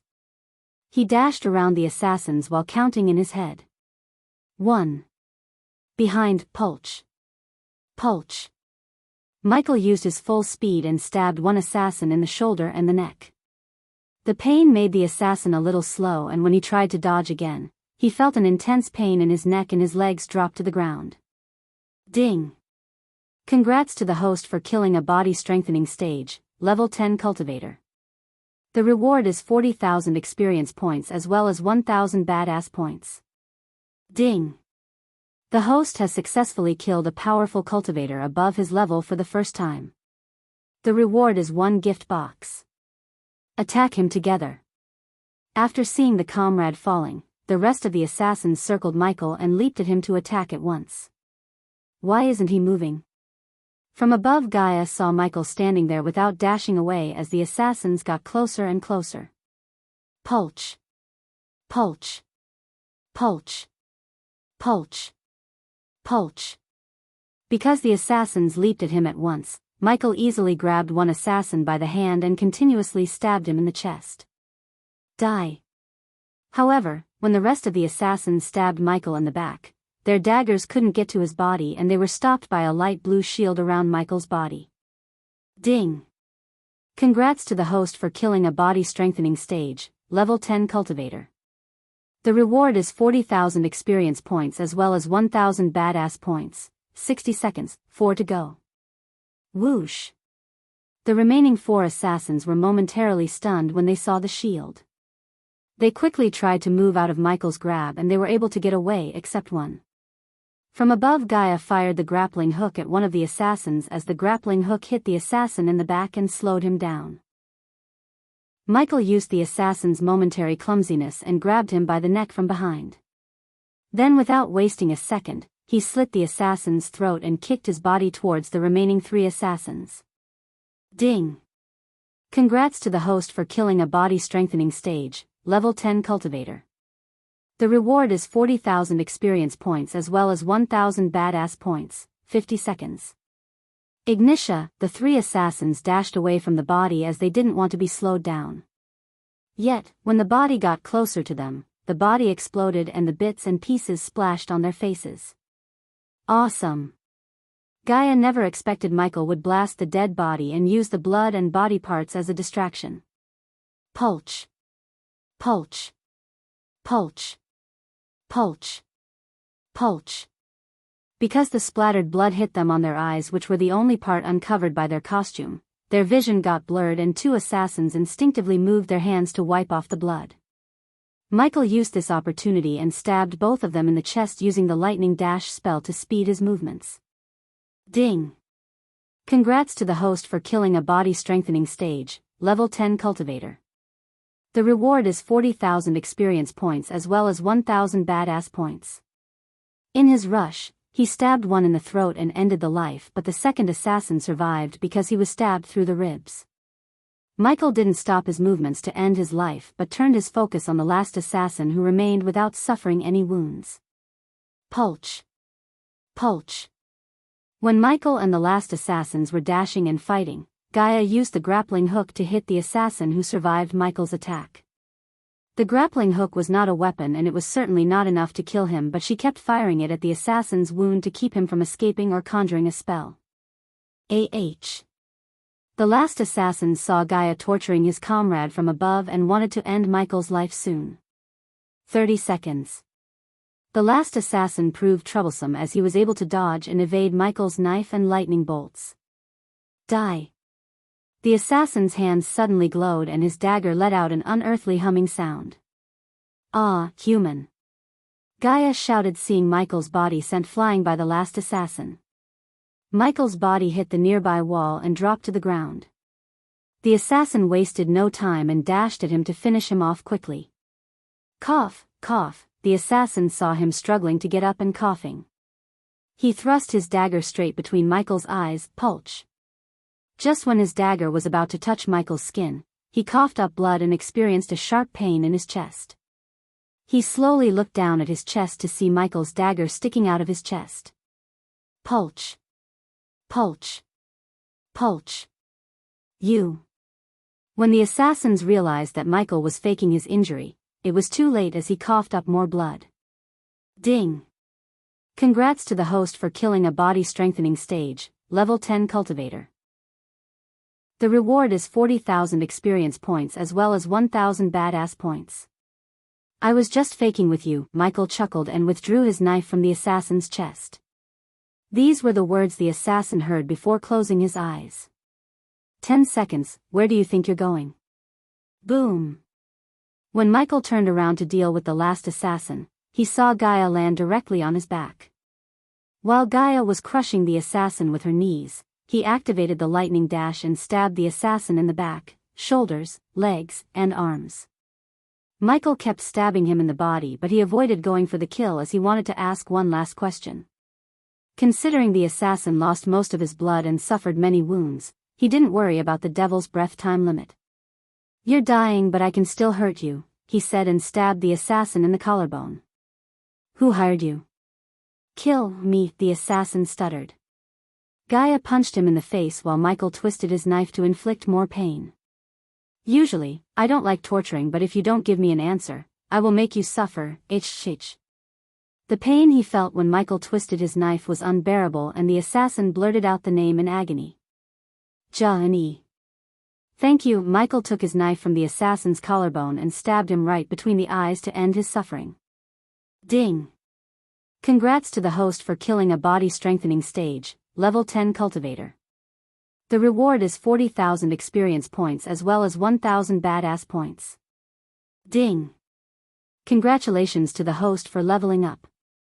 The current level is the body strengthening stage, level 6, host, Michael cultivation level, body refining stage, level 6 experience points, 5,000/300000 badass points, 15,000 skills and spells, wind blast, LVL2 responsive shield, LVL3 environment scanning, LVL2 ignitia, LVL1 lightning dash, LVL1 energy devolver, LVL1 occupation, disciple of sunrise sect status, healthy goals, control the world utility function, banker, LVL2, ratio, 1,000 gold coins, 5 badass points, wealth, 440,000 gold special.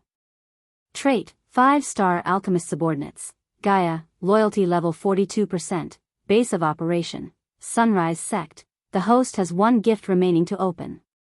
Let me deal with the bodies first. Michael exited the system. He conjured a flame in his hand and saw his walls, carpet, and his sofas were painted in red with the assassin's blood.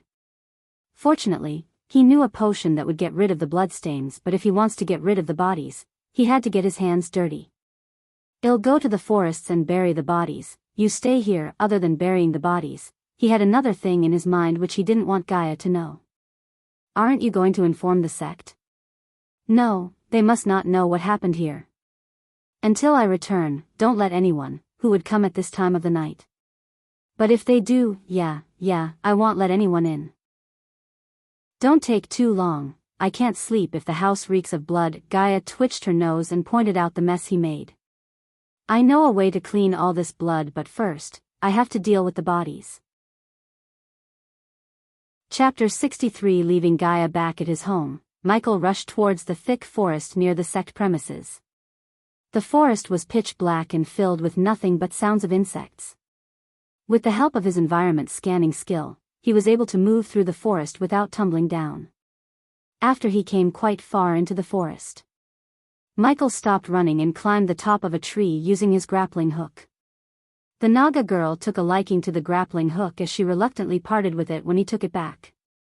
Sitting on the branch, he used the environment scanning to make sure there's no one around him because he's going to put a dangerous but important plan on the motion. System, open the gift box. The blue box wrapped in red ribbons flashed across his eyes, and 4 cards jumped out from the box. 2 spell learners, special fertilizer. He read the first 2 cards. When his gaze landed on the 3rd card, he grinned ear to ear. The bow of Legolas. The dark wooden bow looked nothing extraordinary from the outside look, but Michael knew this bow killed many powerful orcs in the Lord of the Rings movies. Ding! The host must be at least 70% proficient in archery to use the bow. Just as he was grinning at the bow and imagining himself running around firing a volley of arrows upon his enemies, the system bombarded him with a surprise warning. "Seriously? Let me guess, I need to buy something from you, duh." Yes, he could swear he heard a snarky reply from the system before the familiar robotic voice. "How much?" The system recommends the host to buy the archery pack, which contains special types of arrows and book of archery. By using the book of archery, the host will become 80% proficient in all long-range weapons. It does sound cool, but give me the price first. 24,999 badass points only. The fuck? Why don't you round up to 25k? You sound more and more like the TV ads. System, first of all, Michael knew he has not enough points to buy the archery pack, and second, even if he does, he wouldn't buy the pack at the moment because he needed the badass points to accomplish more significant tasks. Putting the bow in his storage, he stared at the 4th and final item he got from the gift box. The card had 2 swords on the surface as he began to read the description.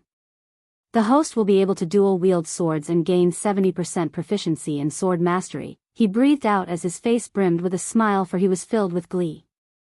"I always wanted to fight using swords, it seems I got my wish." "Hey system, does this skill come with swords?" "No, the hosts have to buy the swords separately." "Alright, my plan does require a new set of skills." System, list all the swords I can buy between 5000 to 8000 badass points. He waited for a few seconds and the system showed him nothing, not a single sword. The system recommends the host not to be stingy with the badass points. Stingy? Do you know how hard it is to earn XP and badass points without pissing off powerful people? Doesn't matter, how much are the least expensive swords you got? 10,000 badass points. Does it come with the pair or do I have to buy another one to dual wield?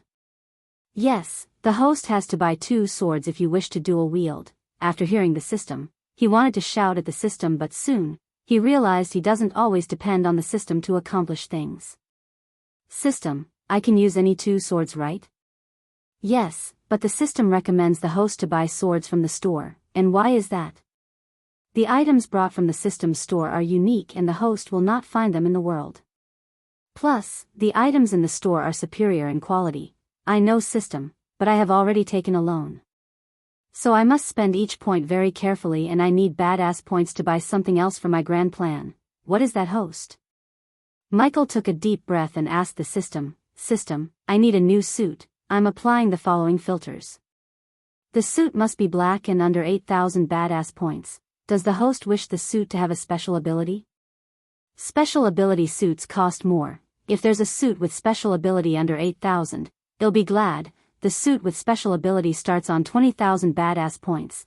Then no thanks, I settle for suits with no special abilities for now. The system started to search for the suits as he saw the loading icon before his eyes.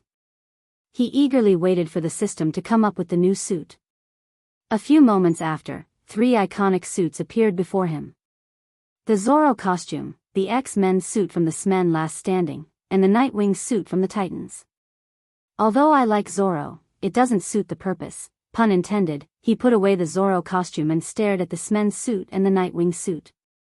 Compared to the X-Men suit, the Nightwing suit seemed more refined and cool. The only thing that irked him was the blue Nightwing logo on the center and the blue linings on the armor. Let's put on the other items and see which one looks intimidating. System, do you have the cape of Dr. Doom? Michael wished the system to say yes, as Dr. Doom was one of his favorite Marvel characters. He always wanted to dress as Dr. Doom and go trick or treat like normal kids when he was little, but until he reached this world, he didn't have much chance to enjoy his life to the fullest.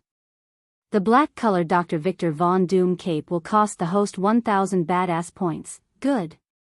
Put the cape on both the suits. I need to preview before finalizing my purchase. He couldn't hold his excitement. The system luckily cost him nothing to put the cape on the suits, therefore, he was able to design what kind of suit he needs without worry about the badass points. With Dr. Doom's cape and hood, the Nightwing suit looked way better than the X-Men suit.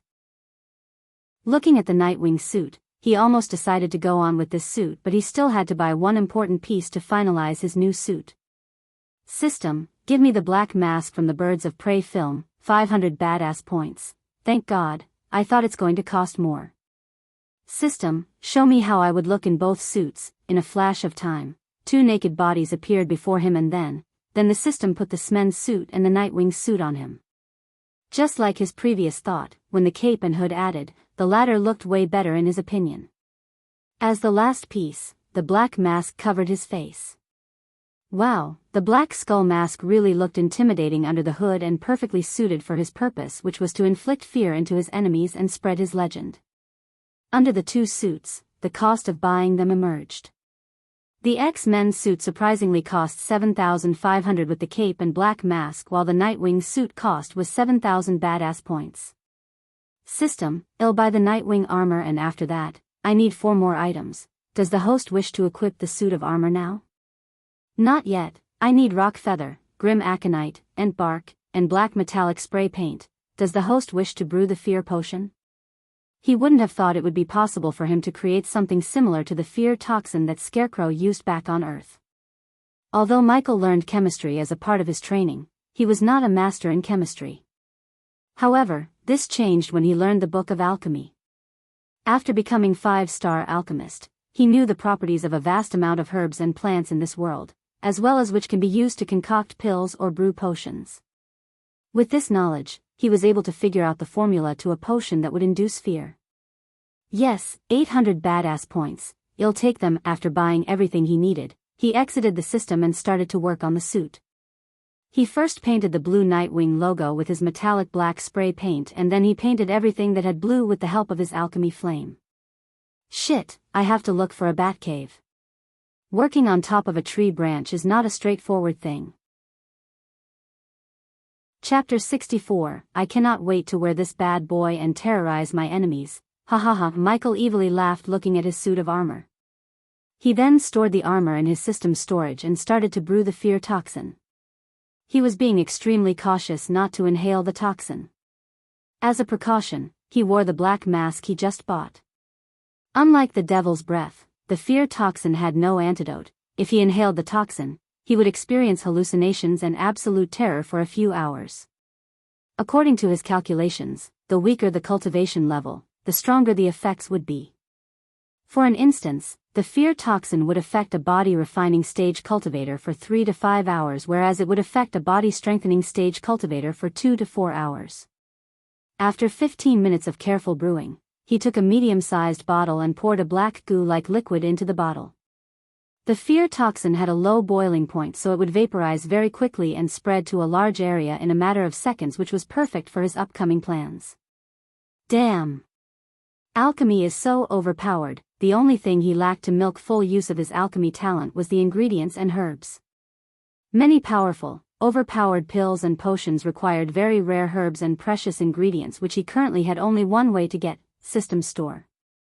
However, the ingredients and herbs in the system store were extremely costly. Therefore, he decided to grow them old-fashioned, since he could buy the seeds from the store cheaper than the grown herbs. As for the items such as wyvern claws, dragon scales, and items he can't grow like herbs, he planned to buy them using gold coins in auction houses. The fight between the assassins made him realize his biggest weakness, that is depending on the system too much. Anytime he could run out of badass points and face a situation like that again, and if he had to solely depend on the system, he would be screwed. Because of this, he decided to take advantage of the world and the people around him. For instance, he planned to grow a large herbal garden at the sect for his alchemy rather than buying from the system. I may as well brew the blood cleaner. Using the grappling hook, he comfortably landed on the ground and began his searches for the herbs required to brew the blood cleaner. He collected most of the herbs near the area where he buried the bodies of the assassins and now only needed a particular mushroom as the last ingredient. There it is. Considering the mushroom had a fluorescent effect, he was able to quickly find the mushroom. He carefully plucked a couple of glowing green mushrooms and put them into his system storage. Huh. At the moment, Gaia noticed a shadow outside through the window. In the darkness, she couldn't make out the face but barely saw the figure with the help of the half-moon. Bastard didn't even give me his knife, she cursed Michael and picked up the vase to defend her. Hey, it's me, open the door. Only now hearing Michael's voice, she heaved a sigh of relief. What's the code? There's no code, you damn snake, she chuckled inside and continued to mess with him. You have only 2 tries remaining, what's the code? Gaia is a bi. Before he could finish his words, she slammed open the door with a furious expression on her face. What did you call me? I was going to say Gaia is a big girl, what did you think? He pushed her away and entered the house. You fucking liar. You were going to say Gaia is a bitch, weren't you? Your words, not mine. Ignoring her scowl, he took out the blood cleaner, which was a milky white potion, and poured it in the bloodstains. What is that smell? Gaia twitched her nose and sniffed the air. What smell? He kept pouring the potion as the bloodstains began to disappear. I don't know, it smells like paint and metally. Michael's hand stopped pouring the potion when he heard her and looked at her coming towards him, sniffing the air. It's coming from you but not from this potion. She walked closer to him and took his hand. Hey, what are you doing? She sniffed his hands and nodded. Yes, it's definitely coming from you. Michael never expected a snake like her to have a sense of smell like a dog. Even though he washed away the paint stains on his hands and could no longer smell the pain, he realized she could still smell the metallic paint. Of course it's coming from me. Do you think potions magically appear? One of the herbs I used to brew the blood cleaner smells like paint. That what you're smelling? Well, make it go away.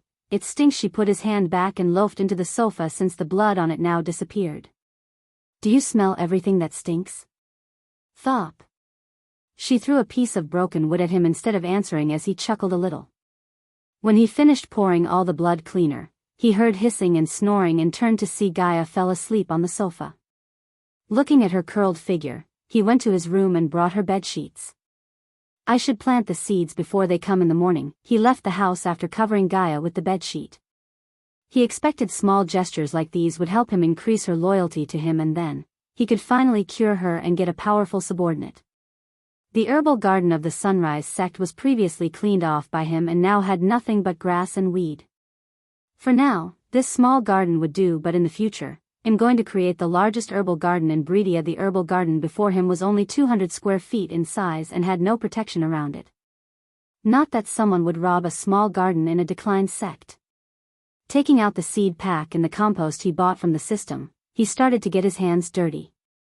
Maintaining his garden would be Ricky and Daniel's job, but for now, he chose to do it.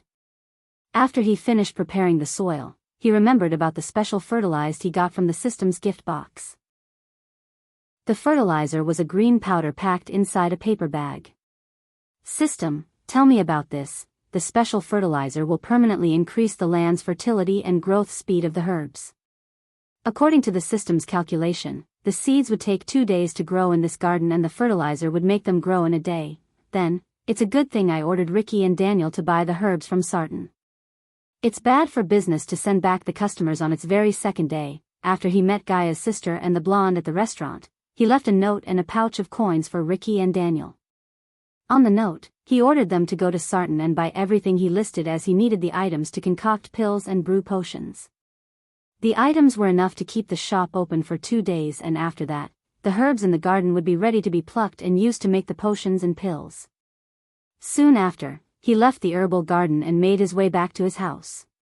Today was a very fruitful day. He broke through to the next level by killing the assassins. He finally bought the suit of armor for his plan, brewed the fear toxin, and planted the seeds to cut the purchasing cost of herbs. One last thing he had to do before putting his suit of armor was to get the list of all the criminals in the kingdom. If his plan to go as smoothly as he planned, he must kill some criminals and introduce his second persona to Breedia. And when everyone starts to fear and worship his second persona, he would finally end the life of the one who sent the assassins to kill him, Jane Totonk.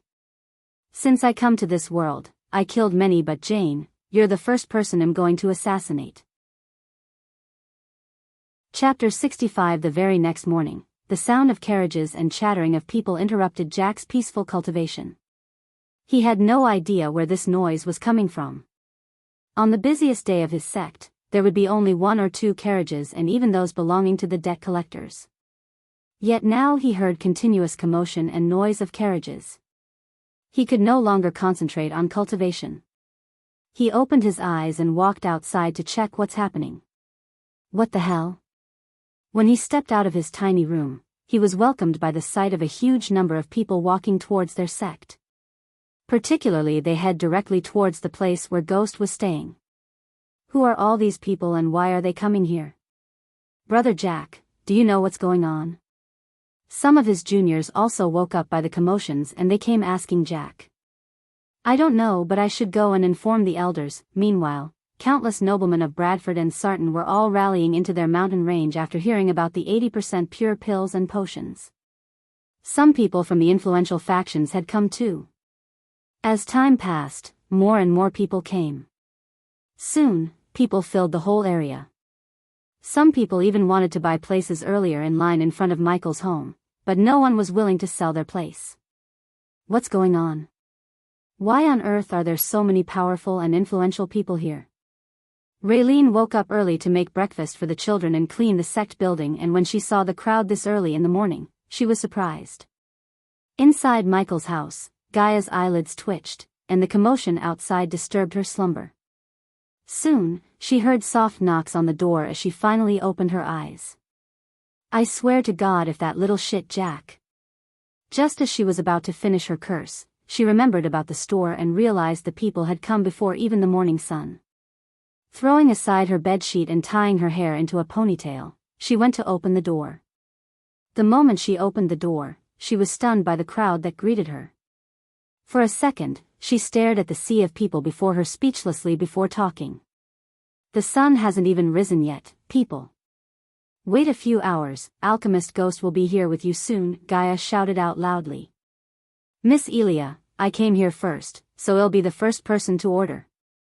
I have come for the energy boosters. I want healing pills, my grandpa is dying. I want 5 revitalizing pills.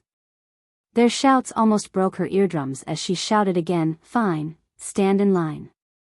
If anyone tries to cut in line, we won't open the shop, do not worry, we will behave ourselves. If anyone dares to cut in line, I will kill him. Yes, kill him. On her way to his room, she hatched a quick plan in her mind. After seeing the crowd of customers at their doorsteps on the very second day, she wanted to put her fingers in the pie. Does asking 50% on the profit is too much? Asking this question, she kicked open Michael's room door to see him peacefully sleeping on the bed. She was surprised to see him sleeping rather than cultivating because only mortals had to sleep to refresh their minds and bodies. She wouldn't have slept if she was still a cultivator, as a few hours of meditations and cultivation would make her feel rested.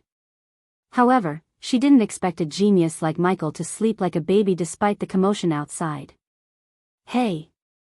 Wake up! She came beside his bed and dragged the quilt away like an angry mother waking up her kid.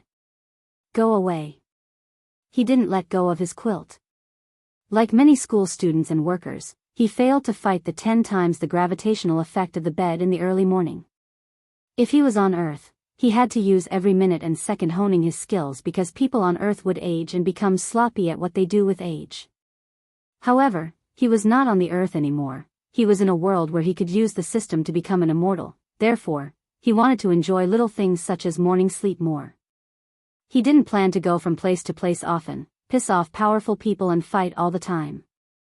He intended to enjoy this life to the fullest and experience every earthly pleasure he could. However, his earthly pleasure was being currently interrupted by this princess. Don't make me pour water down on you, ghost, because I will do it. Give me a kiss and I will wake up. He reached out his hands as his eyes were still shut. Sure thing, come closer. Instead of being angry, she sounded sweet and moved closer. He could feel the hot breath coming from her and a tint of jasmine. Although he knew she's not going to kiss him, he curiously moved closer and closer to see what she's planning. Ah, his curiosity soon answered as she took a bite out of his left ear. That's what you get for a kiss, you damn bastard. Now wake the fuck up, ghost, we have rich goats to milk. Finally the thought of getting richer made him jump out of his bed. Master Ghost. As Michael and Gaia were standing in the room, Daniel and Ricky came running, but when they saw Gaia, both of them halted their steps. Oh. Forgive us. Master Ghost. Ricky blushed and bowed, asking forgiveness as he thought Gaia and Michael were busy on the bed. Why the fuck are you blushing? Gaia shouted at Ricky, and when he opened his mouth, she yelled again, No, I don't even want to know. If I did, would beat the shit out of you. Come, we have a business to open. She took both Ricky and Daniel to set up her executive chair that she recently fell in love with and her workplace. Ghost, go get ready. Daniel, wait, I have another job for you, make it fast, Gaia said and walked away, leaving Daniel behind. Daniel, I want you to go and get the list of all criminals or anyone we shouldn't sell our products from the guild or anywhere you can. A while ago, he saw bounty posters on the Adventurer Guild notice board. Considering he needed to be here, he decided to ask Daniel to get the posters. However, the reason for this was not about selling his products but putting his plans in motion. As you wish, Master Ghost. Daniel didn't ask any questions as he bowed and turned to leave as Michael stopped him. Be discreet. After sending Daniel on his way to the Adventurer Guild, Michael brushed his teeth and put on his Neo robes. Human Gaia came looking for him before he steps out of his room again. Claire and the oldies are here, let's go meet them. Right at the moment, Claire and the elders were standing in the hall, and the sight of this much crowd outside the house stunned them. They knew the people were waiting for Michael, but they didn't know why they came here instead of going to his shop at Bradford. When the elders and Claire turned their gaze away from the crowd, they saw Michael as their mouths slightly opened. You had a breakthrough? Again. Elders Mila's heart skipped a beat. Only yesterday he was at the body refining stage level 5, but just in a day, they saw him reach level 6. A true genius. Brother Ghost is a freaking monster. With this rate, he would reach the next stage in a couple of months. Ding. Congratulations to the host for successfully being a badass. The reward is 500 badass points. Ding. Congratulations to the host for successfully being a badass. The reward is 800 badass points. Ding. Congratulations to the host for successfully being a badass. The reward is 1000 badass points. Ding. Congratulations to the host for successfully being a badass. The reward is 600 badass points. Just by impressing the elders and the few disciples behind them, he reaped a bunch of badass points. While the elders were staring at him shocked, Claire had a gentle smile on her face as the more he grew, the more chance they would have to revive their sect. Sect leader Claire, elders, he greeted them with a wide grin and a nod. Sorry for not informing you about this. I would have moved the shop here if it wasn't for what happened in Bradford with Jane.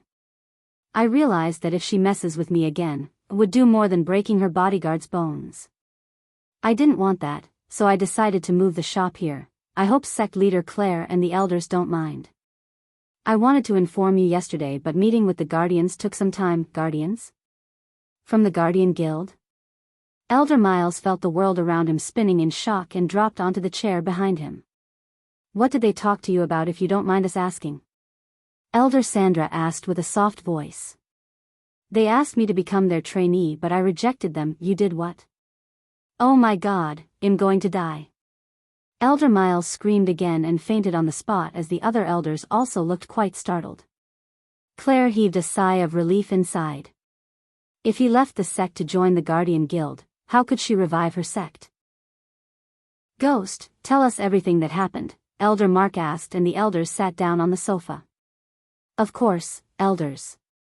Just give me a moment. He grinned widely because he realized that if he concocted pills and brew potions while talking to them, he would look more badass and accumulate the much-needed badass points, not to mention the gold coins. Elia, start taking the orders, we are opening. Chapter 66, Show Off. Gaia mumbled under her breath and opened the doors to the customers waiting outside. What are you doing? Elder Sandra frowned. After taking the pills he gave her, Elder Sandra's complexion looked better and she seemed healthier than before. Multitasking, Elder Sandra. These people are waiting for me from early morning and you're here for an explanation. I can't make either of you wait any longer, Michael calmly explained and conjured the flame on one hand while sitting on the sofa to concoct the pills. It's dangerous not to solely concentrate on what you're doing, Ghost. The elders were genuinely concerned because if he made a mistake, not only him but they would also get burned by his mistake. Trust me, this is a walk in the park for me. Now, where was I? Rejecting the Guardians, Elder Mark said as Michael started to tell everything that happened in the restaurant except the fact Gaia's sister is a Guardian. Look, he's concocting pills while talking to the elders. I've never seen an alchemist concoct pills so casually. Yeah, I heard even the Alchemy King wouldn't let anyone inside his work hall as concentration is crucial in making pills and brewing potions. Are you saying that Ghost is better than the Alchemy King? He might be because Alchemy King Gabriel is 50 years old, but look at him. He's not even 25. Imagine where he would be in another 25 years, just like Michael planned. The people were stunned by him multitasking and murmured among themselves. Ding! Congratulations to the host for successfully being a badass. The reward is 700 badass points. Ding! Congratulations to the host for successfully being a badass. The reward is 500 badass points. Ding! Congratulations to the host for successfully being a badass. The reward is 900 badass points. Ding! Congratulations to the host for successfully being a badass. The reward is 800 badass points. Inside the house, Michael heard the continuous ringing of the system notification. His heart jumped in joy looking at the badass points increasing. Eventually, Michael finished telling the elders what happened with the two Guardians. The elders and Claire let out a deep breath.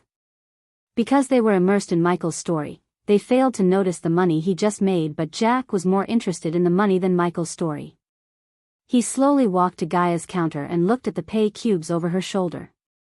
At the next customer came to Gaia's counter and placed his order. Miss, I'd like to order 2 revitalizing pills, 2 arch energy boosters, and 3 healing potions, 81,000 gold. What do you think you're doing? Gaia turned back to see Jack's eyes sparkling at the amount of gold she just took from the pay cube. Can I touch it?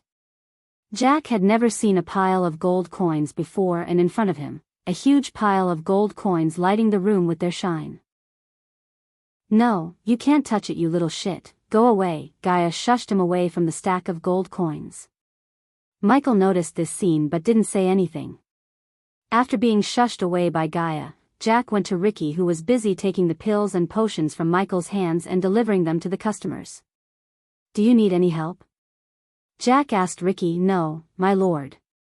I'm doing just fine. I'm not a lord, I'm just like you, a commoner. I'm Jack Royben. What is your name?" Jack reached his hand out as Ricky reluctantly shook his hand because lord or not a lord, Jack was a cultivator at the foundation stage level 4 while he was just at the arch sensing level 3. Ricky Mervan. "So Ricky, how much are you earning working for Brother Ghost?" Ricky was surprised by Jack's sudden blunt question, but he sighed inside and answered, 120 gold, Jack, per year? Per month. Oh. Wait. What? Jack's body shook for a second hearing Ricky. He was barely able to send 10 or 20 gold coins once a year to his home, but Ricky was earning way more than he ever could. What disturbed him more was Ricky was just a mortal while he was considered a cultivator. "I wasted my life cultivating, oh God." Jack mumbled continuously and went to join Elder Miles on the sofa.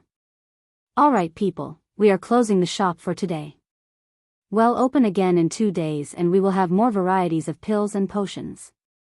Spread the news. If I see anyone knocking on my door tomorrow, I won't be responsible for killing the one who knocks. Oh come on, we didn't get to order anything, this is unfair. I need healing potions to save my grandma. If you love your grandma so much, come before anyone else."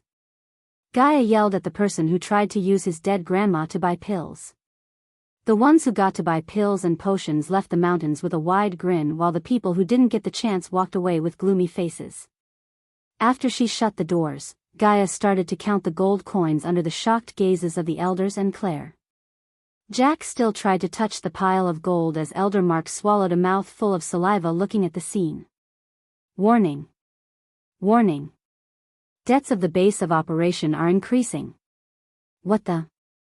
Michael's smile disappeared hearing the warning beeps inside his mind. He then entered the system to see what's going on and why is the system yelling at him. Host, Michael cultivation level, body refining stage, level 6 experience points, 5,000/300000 badass points, 16,000 skills and spells, wind blast, LVL2 responsive shield, LVL3 environment scanning, LVL2 ignitia, LVL1 lightning dash, LVL1 energy devolver, LVL1 occupation, disciple of sunrise sect status, healthy goals, control the world utility function, banker, LVL2, ratio, 1,000 gold coins, 5 badass points, wealth, 440,000 gold special trait, 5-star alchemist subordinates, Gaia, loyalty level 47%. Base of operation, sunrise sect. Seriously, you're giving me warnings about base of operations and showing me my stats? Open the base of operations. Base of operation, the sunrise sect current leader, Claire Marigold level, 1 debt, 3,057,543 gold coins. Number of members, 34 status, declined legend, 20/1000, crappy old sect where a 5-star alchemist resides. What the fuck is that debt amount? Is there a bug or something in your system? Nope, then how the hell did the amount of debt go from 450,000 to 3 million? The host should ask the sect leader. The sect took a debt with variable interest rate. Considering the sect hasn't even paid their interest and just a minute ago, they crossed a 2-year time limit. Hence, the system calculated the total debt amount and showed it to the host. Variable interest rate? 2-year time limit? Fuck. The system recommends the host to pay the debt sooner than later, or the system would deduct the host's badass points on a regular basis. Oh come on, why would you do that? What's the connection between debt and you deducting me badass points? Michael was really frustrated by the system's blackmail and wanted to punch the system in the face. He was planning to buy new swords and renovate his house using the gold coins he earned through hard work, but now, he had to pay the debt as soon as possible. The answer is simpler than you think, host. You're not a badass if you're neck deep in debt. He really tried to calm himself by closing his eyes, but what the system said next almost made him lose his cool. Host, when are you planning to upgrade the system? The system's robotic voice sounded like it was messing with him. Let me first deal with the debt, jerk. He exited the system with a gloomy face and Gaia noticed the change on his face. But before she could ask what's wrong, Michael turned his gaze towards Claire. Sect leader Claire, I need to ask you something. His voice brought Claire front the daze of looking at the shining pile of gold. What is it, Ghost? How much debt are we in? The question surprised the elders and Claire. His face didn't have his usual smile as he looked quite serious. Why are you asking that? It was quite an embarrassing subject for Claire to speak in front of the disciples and outsiders like Ricky and Elia. Knock. Knock. Suddenly someone knocked at the door and turned everyone's gaze at Michael's door. Because of that, Michael guessed the ones knocking on the door are the debt collectors. Can I have one peaceful day without someone trying to kill me or take my money? Michael sighed inside and prepared to give all his money because badass points are harder to earn than the gold coins, and badass points were more valuable compared to gold coins. The fuck? Didn't I say we closed the shop? Prepare yourself to get wrecked, you asshole, outside the door. However, Gaia had zero ideas about the ones outside as she thought it's someone who came to buy pills or potions, ignoring her order. She clenched her fists and rushed angrily towards the door. Stop, Elia. It's not who think it is. Chapter 67. Before Gaia could mess with the newcomers, Michael waved his hand as the door opened. On the other side, he saw a group of men in fancy clothes standing, and they entered his house following a plumpy middle-aged man. Looking at the man's big belly, a wicked smile, and bald head, Michael recognized this man as the loan shark of this world. Back on Earth, he met his fair share of loan sharks. They would lend out money to anyone without asking for any official documents like a bank, but after their client took the money, the loan sharks would dry them out by collecting the money with inhuman interest rate by any means necessary. Only a few had escaped the clutches of a loan shark after taking the loan. At first, the loan sharks would look like an angel, but soon, they would turn into a devil. Greetings, sect leader Claire and elders. You never told me you have a 5-star alchemist for a disciple. Gaia counted the bodyguards behind the man and noticed all of them were at body strengthening stage level 2. Although Gaia was haughty, she knew when to back off, therefore, she quietly walked back and stood behind Michael. Without even asking Michael's permission, the fat man kept walking around his home and touched the things like he was prizing them. As usual, the bodyguards scanned every female in the room without hiding the lust in their eyes. Michael didn't get angry at them for this because, in their line of work, they would have taken many girls as payment from their clients. Besides, there was no harm done in the bodyguards checking out the girls. Sweat drops appeared on Claire's face and her rosy cheeks turned pale.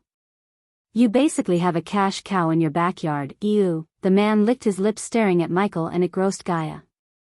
Then the man came in front of Michael and the elders. The bodyguards dragged Michael's sofa and placed it behind the old man to rest his bottom. Michael watched everything calmly without uttering any words and waited for the man to come to the point. Nice sofa, very comfortable, the man said and moved his butt around the sofa, feeling every inch of the sofa.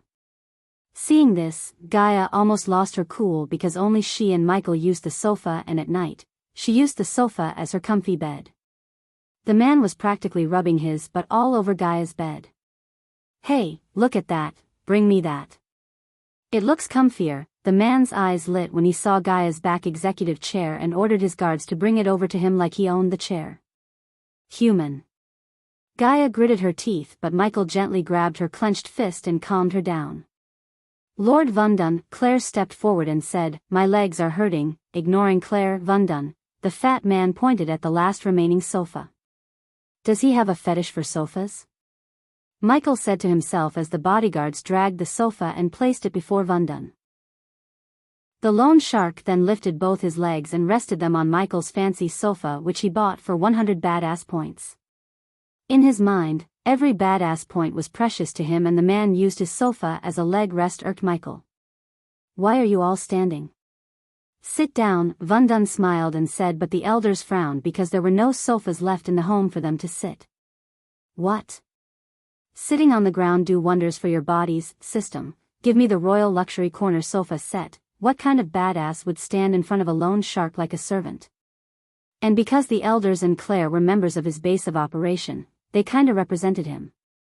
Therefore, Michael spent 200 badass points and bought the luxurious sofa this sect has ever seen. When the elders were about to bend their knees to sit on the ground, Michael waved his hand as the royal sofa set appeared behind them. Whoa, ding. Congratulations to the host for successfully being a badass. The reward is 500 badass points, ding. Congratulations to the host for successfully being a badass. The reward is 400 badass points, ding. Congratulations to the host for successfully being a badass. The reward is 200 badass points, ding. Congratulations to the host for successfully being a badass. The reward is 100 badass points. Van Dun and the bodyguards opened their mouths widely looking at the pearl-white sofa with golden pillows and pads. The sofa was so big as it took up most of the hall space, that's why Michael didn't buy the sofa before. However, looking at the badass points he earned by showing off, he was glad that he bought the sofa. Gaia was the first one to appreciate its beauty as well as sit. She bounced around the sofa excitedly. Sect leader Claire, elders, Michael gestured at them and took the center seat on the sofa to directly face Van Dun. Claire and elders felt tough when they were with Michael. Claire nodded and sat beside Michael while Gaia sat on Michael's other side. He was sitting between two beauties but his eyes were locked on the loan sharks.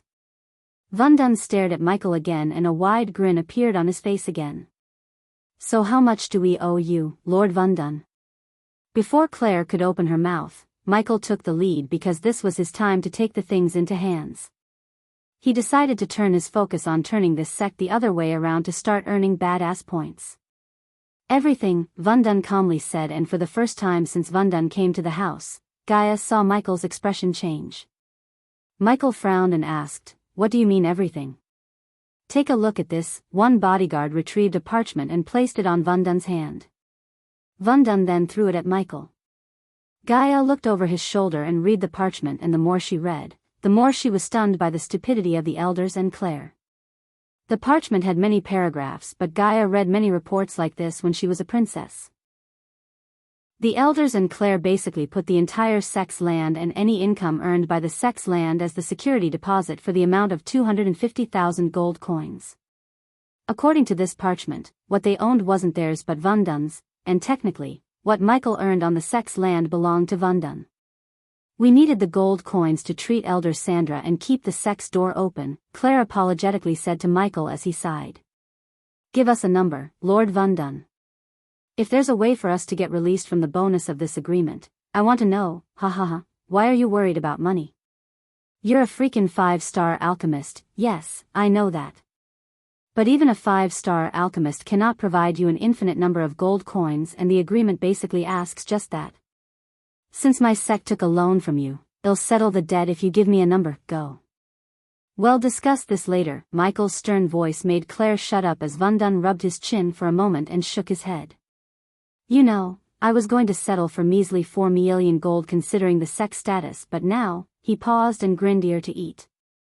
"Now, 4 millions is nowhere near enough because you're making money on my land and it's only fair for you to pay me. After all, it's my money that kept the sect's door from closing." Lord Van Dun, shut up. When Elder Mark tried to say something, Van Dun's smile instantly disappeared as he shouted at Elder Mark. Then at the next moment, his smile returned and he looked at Michael. "I'm a reasonable man who runs a business helping people in need, so I will make you a fair deal.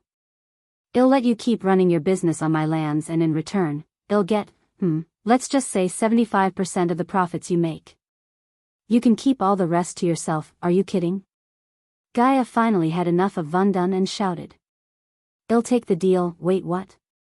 Gaia was stunned by Michael's answer, and not only her, everyone at the scene was stunned, including Vardan and his men. They didn't expect him to accept the deal so quickly. Wonderful, this is the start of a mutually beneficial relationship. "So how much did you earn today?"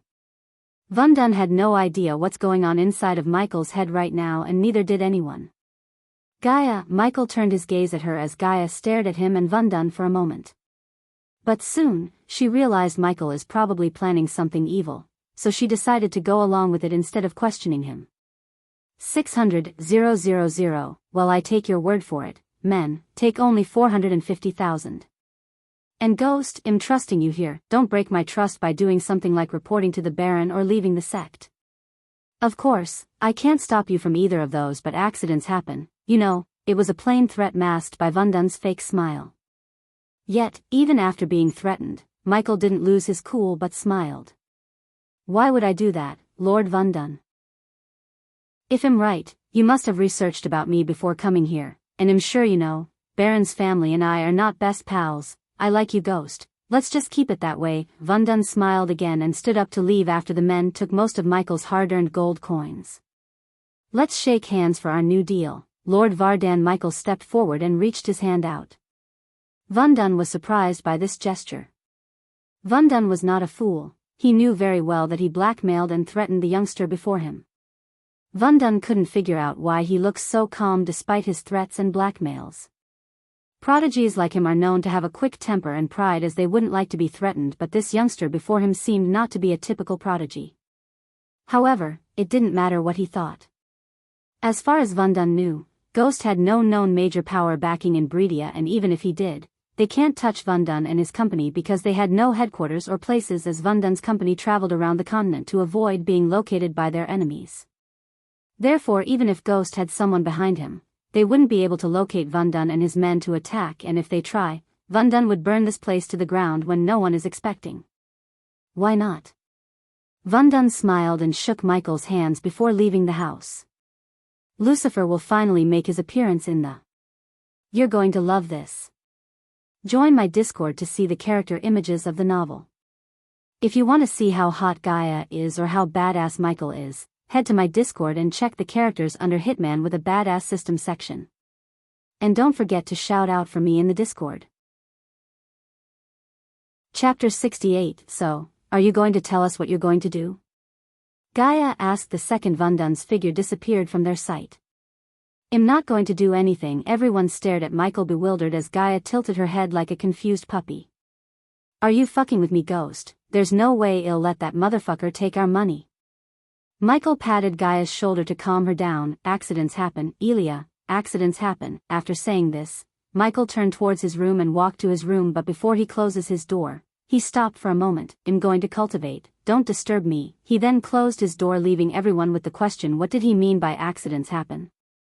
Host, Michael. Cultivation level, body refining stage, level 6. Experience points, 5000/300000 badass points, 17500. Skills and spells, Wind Blast, LVL2 responsive shield, LVL3 environment scanning, LVL2 ignition, LVL1 lightning dash, LVL1 energy devolver, LVL1 occupation, disciple of sunrise. Sex status, healthy goals, control the world utility function, banker, LVL2, ratio, 1000 gold coins, 5 badass points, wealth, 690,000 gold. Special trait, 5-star alchemist. Subordinates, Gaia, loyalty level 47%.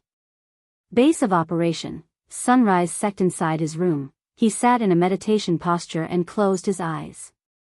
When he opened the system, he checked the host window. System, I need a vial of chloroform. Why don't the host buy herbs and brew it yourself?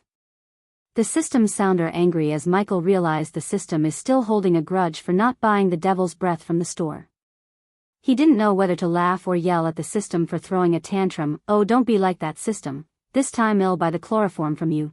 200 badass points. Take it. Right after, a vial with colorless liquid appeared in his hand. Is that bastard really cultivating? From the other side of the door, Michael could hear Gaia mumbling and saw her gawking through the keyhole. She was probably wondering when he was going to jump out of the window and chase after Vundun. However, Michael still sat there with closed eyes and sending a stream of air with chloroform mixed in towards Gaia. Since chloroform had a distinct smell and Gaia had an acute sense of smell, he made sure the amount of chloroform he vaporizes and sent towards her is limited. Eventually, when the sun disappeared below the horizon, Gaia fell asleep on the ground due to the effect of the chloroform. Sorry, Snakey, this is something I have to do alone. When he was about to stand up and jump out of the window, the system stopped him. Does the host plan to put on your new suit of armor and kill Vundun? As a matter of fact, I am.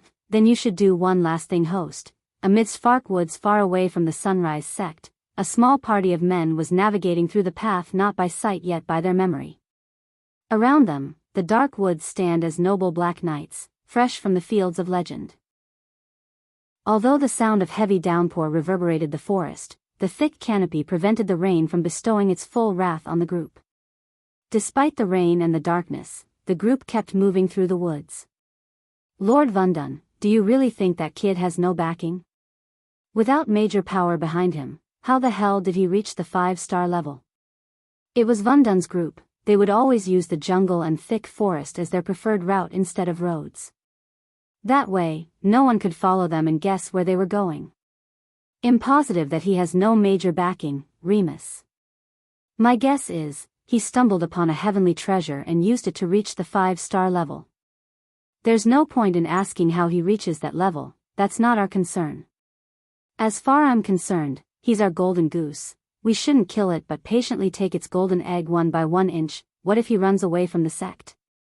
Then we will kill the male disciples and sell the girls to the slave traders. Girls like Claire would fetch us a sizable sum of money. After we each take turns with them, the bodyguards and Vundun laughed evilly without knowing the danger upon them. Typical, Vundun and his group steps halted by a sudden unearthly voice. What? What is that? They immediately took a defensive stance and looked around. There was fear in their eyes because the voice was not of a human but it sounded supernatural and frightening. It's not dying, the creepy voice echoed through the forest again. Who the fuck is that? Come out, that scares vermin like you. They had no clue where the voice was coming from but they were sure it did not belong to a human and that's what scared them the most. But the moments before, it's up there. They noticed branches above them swaying and they all looked up branch to branch but the darkness of the forest prevented them from seeing clearly. However, they all could vaguely see a dark shadow jumping around from branch to branch like a big spider monkey. That scares the most, get down, you fuck. Vundun yelled looking up. His legs couldn't stop shaking in overwhelming fear. I'm here, Vundun and his group jumped back in fear when the voice sounded very close to them. Their bodies shook violently as overwhelming fear lowered their senses. Slowly, they lowered their heads and saw a humanoid figure standing before them. The figure had mysterious black armor and a black hood covered its face but they could vaguely see the skinless face. Through the holes in the place where eyes should be, they saw 2 red lights staring at them. They felt like their very souls were looked at. What are you? None of them couldn't sense its cultivation level. Vundun and the bodyguards agitated when they saw the figure raising its hands at them. Zzzzzzzzzzzzzzh. Another unearthly sound emerged from the figure as cracks of lighting coiled around its hand. What? Ho! The weapons they had in their hands flew directly at the figure without their control. They tried to hold back their weapons such as swords and spears but an invisible force seized the weapons from them. The weapons landed on the figure's feet as it slowly stepped towards them. The red eyes, terrifying face, and the ghostly voice made them think of the devil they heard in the stories. Not the devil of Earth but this world's devil, ha ha ha, the figure's evil laughter echoed through the forest. Vundun was the weakest of the group so when he heard the laughter, he wet his trousers. You're right, welcome to hell, ah. Vundun screamed as the figure disappeared from their sight but in the next moment, he felt something warm splash on his face. He turned to see Remus' headless body clumsily move around for a moment before collapsing onto the ground. Right after he saw Remus die, the figure appeared next to another bodyguard and crushed his head with its bare hand. The figure struck the fear of God in their hearts and plummeted their senses and courage. Every time the figure disappeared and appeared again, a bodyguard died a horrible death. Vundun's instincts told him to run without looking back but his legs refused to move. When the figure snapped his last bodyguard's neck like a twig, he threw the dead body away and turned its gaze towards him. Vundun stumbled upon a log and fell down as the figure walked towards him. Each step the figure took forward made Vundun's heart pounce against his chest. You, and I, the figure spoke looking at him, are, in the same line of work. The figure paused every time for a moment before speaking the next word. You collect debts. The figure came upon him and lifted him by his neck.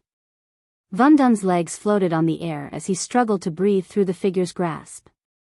I collect souls. The last thing Vundun felt before everything turned black was the sharp pain right between his eyes. Throwing aside Vundun's dead body, the figure looked around to see its handiwork. Then the figure gaze landed on the tree log that Vundun stumbled. It slowly walked at the log and crouched beside it. On the log, the figure etched the letter L using its sharp claw. At this exact moment, coincidentally, a bolt of lightning struck the nearby, and following the lightning, a loud thunderclap echoed through the forest. Somewhere else in the Elan continent, a lonely figure sat atop the mountain peak, eyes closed. The onshore breezes climbed the mountain slopes until the air became cool enough to condense its vapor to rain and showered the mountain peak and the figure. The man's golden hair fluttered in the icy breeze, and his face was a symbolization of peace and serenity. He seemed calm as a peaceful river. Yet, his peaceful face suddenly showed an expression of concern as he abruptly opened his eyes. An evil has born. Chapter 69 System Version 2. 0 Host, Michael Cultivation Level, Body Refining Stage, Level 6 Experience Points, 95,000/200000 Badass Points, 6,500 Skills and Spells, Wind Blast, LVL2 Responsive Shield, LVL3 Environment Scanning, LVL2 Ignitia, LVL1 Lightning Dash, LVL1 Energy Devolver, LVL1 Death Range, LVL1 Occupation, Disciple of Sunrise Sex Status, Healthy Goals, Control the World Utility Function, Banker, LVL2, Ratio, 1,000 Gold Coins, 5 Badass Points, Wealth, 920,000 Gold Special Trait, 5-Star Alchemist Subordinates, Gaia. Loyalty Level 49%, Base of Operation, Sunrise Sect. Back in Michael's room, he was meditating, but there was a small smile on his face. A few hours ago, he successfully introduced his other persona to this world. He was going to make an entrance in Breedia, but Vundun, unfortunately, made himself a target of Michael, thus ending up being the fertilizer to the dark forest. Michael didn't shake Vundun's hands for anything but to place the tracking dot he bought from the system for 200 badass points. The tracking dot was so tiny as Vundun didn't even feel it on his hand. When he was about to put on his new suit of armor and chase after Vundun, the system recommended he upgrade it to version 2. He thought about it and finally decided to upgrade the system because of a few reasons. The first and the important reason was the system's new functionality, the mentor function. The mentor mode enabled him to learn any spell that was not bought from the system store. The function would also improve the spell or skill's efficiency and power. The only downside for this function was, unlike the spell or skill bought from the system, he couldn't get to reach 100% mastery out of the box. The spell or skill learned through the mentor function could only reach a certain percentage of mastery, and if he wanted to reach 100% mastery, he had to practice the spell or skill often like normal people. The second reason was another new functionality, the masking function. It was the function that prevented Vundun and his group from sensing his cultivation level. However, the function could only work for 10 minutes, and after 10 minutes, he had to wait for 1 hour before using it again. He liked the two reasons, but he loved the third one, which was the decrease in experience points limit to reach the next level. The system hooked him to upgrade it when it mentioned the decrease in the XP limit from 300,000 to 200,000. That meant he had to kill fewer people to reach the next level. Also, the system mentioned every time he upgrades it to the next version, there would be a huge decrease in the XP limit. After he upgraded to the next version, the system was generous to gift him one coupon that let him buy a skill or spell for free and a few items. Of course, the system limited his choices as it knew he would try to buy a legendary level spell or skill. Among the choices given by the system, he chose a skill called Death Range. The reason why he chose the skill was it perfectly complemented the fear toxin. After he activated the Death Range, anyone within a few radius from him would be terrified for some limit. The weaker they were, the more they would fear. Coupled with his fear toxin, the effects of the skill were almost doubled.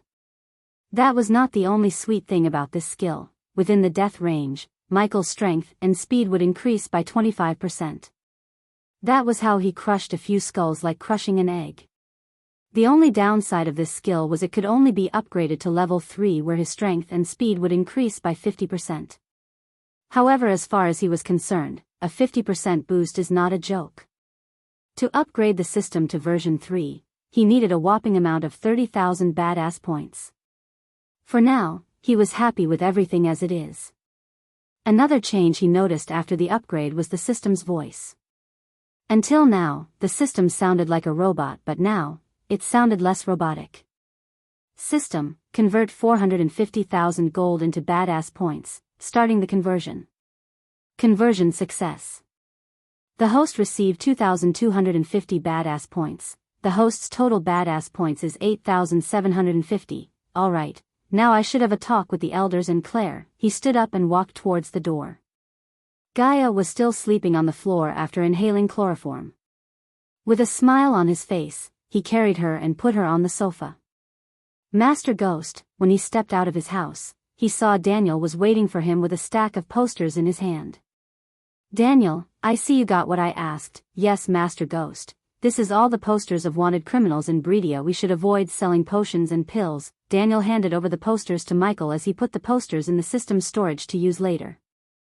I also brought this, Master Ghost. Daniel retrieved a rolled parchment and gave it to Michael. The parchment on Michael's hand was a high-quality paper and had some weight to it. When he opened the parchment, Michael's brows went up in surprise because he instantly recognized the person on the poster, Gaia. The poster didn't mention Gaia's crimes or her origin, but it only had her last known location and the bounty amount. For 1,000,000 gold coins and a chance to join the Morningstar sect in the Nether Realm, although he didn't quite understand the latter, he knew the value of the first. Where did you get this? At the Adventurers Guild, Master Ghost. This poster is all over the kingdom. Every sect and adventurer is searching for this girl. I thought you should see this, right this moment. Michael realized that Gaia is in real trouble now, and if she removed the mask he gave her, even he wouldn't be able to save her from being dragged back to Nagaland. Do you know who put the bounty on her? The poster only mentioned that they report any information they find about her to the Adventure Guild or any sect in the kingdom, but not a word about the person who put the bounty on her. Michael had some idea who would have put this bounty. No one knows, Master Ghost, and I didn't ask around too much because I wanted to be discreet as possible. You did great. They'll raise both of your salaries later.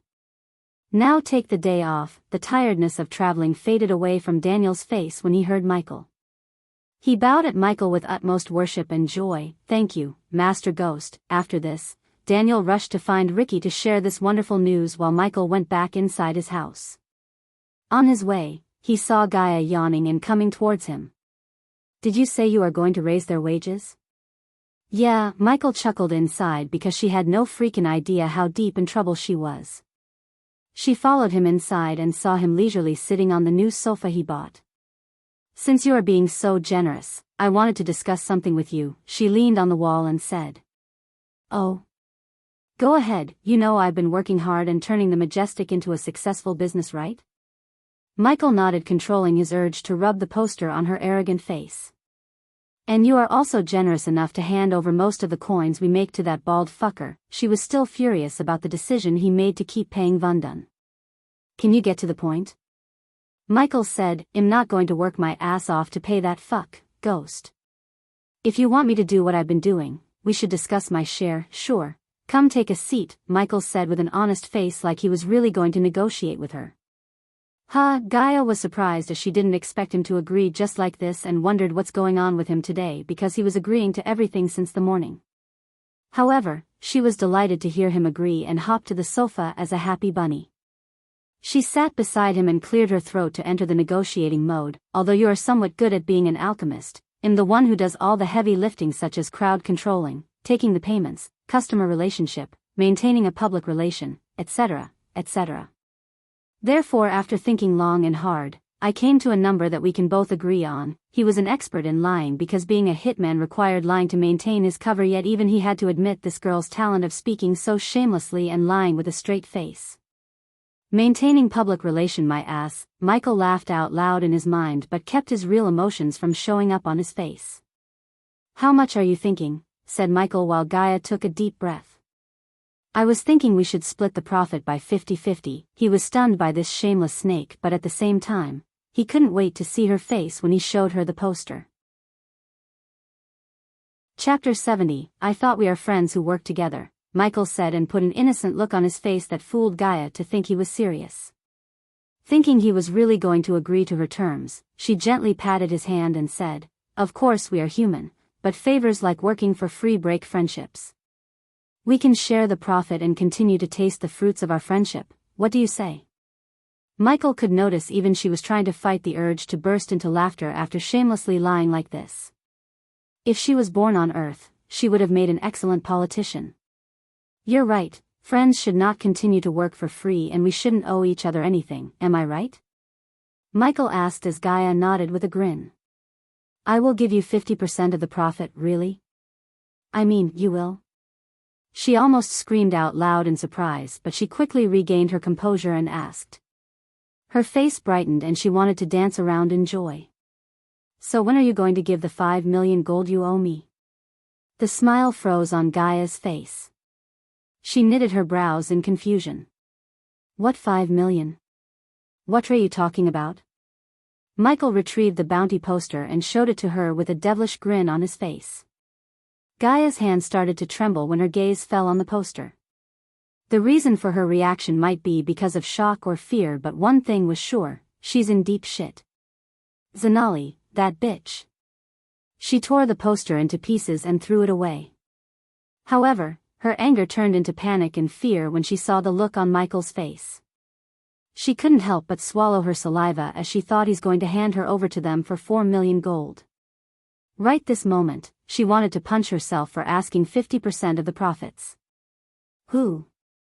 Human, she put on her best pleading face and meekly called Michael like a scared kitten. So when are you planning to give me the 5 million gold? Isn't it 4 million? You said friends should not work for free, right? 4 million for not handing you over to Zanali and 1 million for the pills you have swallowed until now. For free, just as he said. She leaped at him and hugged him tightly. This reaction of her surprised him, but he knew this snake was trying to use this hug as a bribe. Forgive me for asking 50% human. Please don't hand me over to that bitch, you know what they do to me. She was even able to conjure enough tears to wet his shoulder. Michael was having fun laughing out loud in his mind and continued to mess with this shameless snake. But you said friends shouldn't work for free and that would break friendships. Fuck what I said, I was just messing with you. I will never ask something like that for real. Who? Who? She sobbed, hugging him. But what about the fruits of our friendship? He could feel her grip around his neck tighten. She continued to sob and talk. What kind of friend charges for helping a friend? Only heartless horrible fuckers would try to take advantage of their friends, so you're not going to ask for 50% of the profits? Of course not, I'm happy as it is. Just don't hand me over to them, he chuckled and hugged her back. If this snake was using this hug to her advantage, he also deserved to enjoy this hug. Alright then, I won't hand you over to Zanali. But remember, you're in deep shit. Poster like this is all over Breedia and every adventurer and wannabe disciple is searching for you. She tried to wiggle herself out of the hug but he didn't let her. You are safe only as long as you are with me. Without the mask I gave you, you are good as dead, I promise. I won't leave you human. She tried to sound truthful as she possibly could. You know how many girlfriends said this before they became exes? No offense to my female readers. It's Michael who said this. Michael's inner voice reminded him while he patted her on the back. I know you want, thank you human, now can you let me go? She tried her best to wiggle herself out, but how could a mortal like her overpower someone like Michael? It feels good, doesn't it? Let me hug you for a little longer, speak for yourself, let me go, you bastard. She came back to her usual self and scolded Michael. He was chuckling while she kept punching his back. I will bite you if you don't, let me go. After teasing her for a few more seconds, he let her go. She stood up angrily and corrected her dress while cursing him under her breath. However, her loyalty towards him increased and reached 50%. Come on, I have to meet Claire and the elders, those dumb fuckers. Tell me you killed those fuckers when I was sleeping. Michael annoyed her, but Van Dun and his men made her furious. Therefore when she remembered them, she forgot all about Michael's little play with her and cursed Van Dun. I will soon, but for now, they can live. When I get stronger, I will make them suffer. Seeing his honest expression, she believed him. Good, I want to burn that bald fucker's ass on fire before we kill him. Damn girl, ha ha ha. Although he didn't want to, his brain showed him the sight of Gaia burning Van Dun's but on fire. I've done worse, she proudly said and followed him behind to meet Claire and the elders. It was almost in the evening where the entire sky was painted red with the setting sun. Looking at Michael and Gaia approaching the building where the elders and Claire were staying, a couple of female disciples came running. "Brother Ghost, Sister Elia, hey you two," Michael smiled and waved at them. "Are the elders and sect leader Claire inside?" Yes, they are, Brother Ghost." "The elders just finished their lectures," the two girls said, and tried to lead them inside. "Where are you two coming? The grown-ups are going to the meeting." "You two little things could go and do whatever you do." Gaia slapped the girls on the back and sent them away. The girls rubbed the back of their heads and ran away before they stuck their tongues out at Gaia. "Do you really have to be such a bitch?" "What can I say? I love bossing around." Hee. Michael knew he can't change this snake's personality and chose to ignore her atrocities for now. Soon after he entered the building, he realized the sorry state of the sect. The broken wooden beams, mold-covered walls, ceiling with countless patches, and many things like that made him feel ashamed, because this wasn't only his sect but it's also his base of operation. No wonder he didn't get any badass points from the sect yet. "Wow, I feel like I stepped into another realm." Gaia's nose twitched as she frowned, looking at the place. There wasn't even a proper chair for her to sit in this place. "Ghost," just as they were looking around, Elder Mark came from one of the rooms. There was a hint of shame in Elder Mark's eyes and he tried to avoid direct eye contact with Michael. "Elder Mark, I want to talk with all the other elders and sect leader Claire for a moment." After settling their debts and becoming a representative of the sect, Michael's authority in the sect reached the level of Claire's. His reputation among the disciples was sky high as they basically worshipped him. Therefore, when Michael asked Elder Mark to set up a meeting, he nodded without asking a second question. When Elder Mark went to bring the elders and Claire, Michael turned his gaze towards Gaia. "Hey, do you think you can transform this sect to look at least somewhat decent? This place is gonna mess my reputation." "Yeah, no shit. My ma, your maids have a better place." "That's what you were going to say, right?" "It's the truth." Gaia shrugged and looked around the place again before asking Michael. "So you want me to fix this place?" Michael nodded. "Yes, I know you must have seen many sections. So, I want you to remodel this place, and not only this place, the entire sect. What will the people think of me if they see the current status of the sect?" As a first step of getting badass points out of his base of operation, he decided to renovate the sect, and who else would be a better person to lead the task other than his haughty assistant? You're right, I have seen many sects and places. I can turn this place around to suit our tastes, but it's not gonna be cheap. Money is not the problem. Let me first have a talk with the elders and Claire about my place in the sect first, then we can start turning this place around.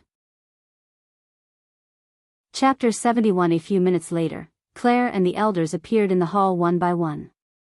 Since he decided to focus on developing this sect to earn more badass points through it, he took a closer look at everyone before him.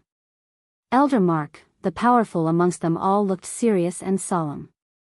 Michael could sense Elder Mark is just a few months of cultivation away from breaking through to the body-strengthening stage. After Elder Mark, Elder Reiner stood there with a wide grin on his face for no reason. He vaguely resembled Gandalf the Grey to Michael. In Michael's eyes, Elder Miles looked like a goofy, fun-loving old man and the first to get mad. Lastly, Elder Sandra quietly stood beside Claire. Even though she was sick and fighting with death every day, her composure and calm look on her face made her look like the wisest among the elders. Unlike Elder Mark, these three were at least a year of cultivation away from reaching the next stage. After taking a look at the elders, his gaze fell on Claire to get slightly surprised by her because, in less than a month, she went from body refining stage level 5 to level 7. When he met a few hours ago, he didn't try to sense her cultivation level, but now, he realized that Claire might be a prodigy in the making. Claire's face was not calm, and in fact, she was very troubled by the events that happened a few hours ago. She knew it was her fault that made Michael pay the price, literally. Her face betrayed her and revealed her internal struggle. Sect leader Claire, elders, the reason I called you everyone here is to speak about the future of the sect. You aren't leaving the sect, are you? Elder Miles jumped the gun and asked him before Michael could finish his sentence. Hearing Elder Miles, Michael shook his head and smiled. Of course not, Elder Miles, on the contrary, I'm here to talk about my position in the sect. Yes, we were just talking about that ghost. It's not fair for you to remain as an outer disciple anymore, so we decided to make you the one and only core disciple of the sect. Leaning on the wall, Gaia snickered. Usually in sects like the three big sects, a body refining stage cultivator would never get promoted to a core disciple position no matter how talented they are. Only after a disciple reaches the core formation level, they would get promoted to core disciple status. However, the Sunrise sect made Ghost a core disciple before he even reached the body strengthening stage. Looking at Elder Reiner's grin grew wide, Michael realized this was his idea. Elder Mark, I'm honored to be the core disciple, but I don't want just to be a core disciple. I want all of you to form a new position. Gaia's face lit, realizing Ghost is weaving some kind of plan to take over this sect. She liked stuff like hostile takeovers. The elders were visibly troubled when they heard him, but before anyone could raise a question at Michael, Claire opened her mouth. After all you've done for us, we are grateful to you, Ghost. So I would grant anything that's within my power, if making him the sect leader would help her sect enter the golden days. She was ready to do just that. A position called Guardian, sect leader Claire. For the outside world, they'll be a core disciple, but in secret, they'll be the Guardian. Before any of you ask, I won't put my nose into any day-to-day decision-making. Sect leader Claire is a great leader and I have no intention to share the leader chair. I only wish to partake in important stuff, like an ancestor. Elder Miles quickly asked him. When a current leader of the sect or a family decided to enter the lonely mountain or secluded cultivation, they would become an ancestor of that sect or family. All the decision-making and control of the place would go to the next head. An ancestor would only make an appearance if the sect or the family in a catastrophic disaster or to take part in the utmost important ceremonies. Not exactly, but something like that. As a guardian, they'll be around and look after the sect now and forever, so the Sunrise sect will never decline again. From now on, our sect would only move towards glory. I'll make sure of that. Sect leader, elders, are you with me on this, sect leader? Hell yeah, kid, let's do it. I'm so sick of being an elder of a declined sect. Before I die, I want to feel how it feels to be an elder of a prestigious sect. Elder Reiner laughed happily and gave his heartfelt support to Michael. I'm with Elder Reiner on this one. Elder Miles knew the potential of the youngster before them. Normally, he and Elder Reiner rarely agreed on something, but he knew that sticking with a heaven-blessed prodigy and a 5-star alchemist would never go wrong unless Michael gets killed by someone. Elder Sandra, you are the head of the elders, what's your decision on this? Instead of agreeing to Michael's request like Elder Reiner and Miles, Elder Mark turned to ask Elder Sandra. Gaia saw the old woman scanning everyone from top to bottom before landing her gaze at Claire. Sect leader Claire, I think you should be the person to have the final say on this. After all, you are the sect leader. Michael didn't worry about Claire because he knew Claire would agree to this. After this meeting, he quite liked Elder Reiner and Miles. Her beautiful blue eyes slowly blinked as she stared at Michael without saying a word. Then, she took a deep breath. If making Ghost a guardian would set our sect on the path to glory, then that's what I must do. As the current sect leader, I name you Ghost as the core disciple and the guardian of the Sunrise sect. A golden ray emerged from her hand and showered Michael before it vanished. Ding! Congratulations for the host to become the core disciple. Ding! Congratulations for the host to become the guardian. System version 2. 0 host, Michael. Cultivation level, body refining stage, level 6. Experience points, 95,000/200000 badass points, 8750 skills and spells, Wind Blast, LVL2 responsive shield, LVL3 environment scanning, LVL2 ignitia, LVL1 lightning dash, LVL1 energy devolver, LVL1 death range, LVL1 occupation, core disciple of Sunrise sect. The guardian of Sunrise sect. Status, healthy goals, control the world utility function, banker, LVL2, ratio, 1000 gold coins, 5 badass points, wealth, 470,000 gold. Special trait, 5-star alchemist. Subordinates, Gaia, loyalty level 50%, base of operation, Sunrise sect. Now as a guardian, they'll clear all the debts of our sect in the coming weeks, but Ghost, Claire still seemed reluctant to put all the debt on his head. No need to worry, sect leader, what's mine is yours, and what's yours is mine. Stop hesitating and worrying, sect leader, you should be strong and tough, I got your back. When Michael finished his words, he could see Claire standing there, staring at him blankly. She then nodded with a gentle smile. I will try to be the leader everyone expects me to be. What was that human? Great leader, my ass. She put the entire sect in trouble to save one person. She's just a naive young girl, not a great leader. Gaia threw herself on the new sofa and complained while Michael prepared to make pills and potions for his customers. He could have done this in the night, but he had plans for the night. I know, but I'm here now and this is my sect. She won't make stupid mistakes like that again in my watch, so not putting your nose into day-to-day decision-making is just a lie.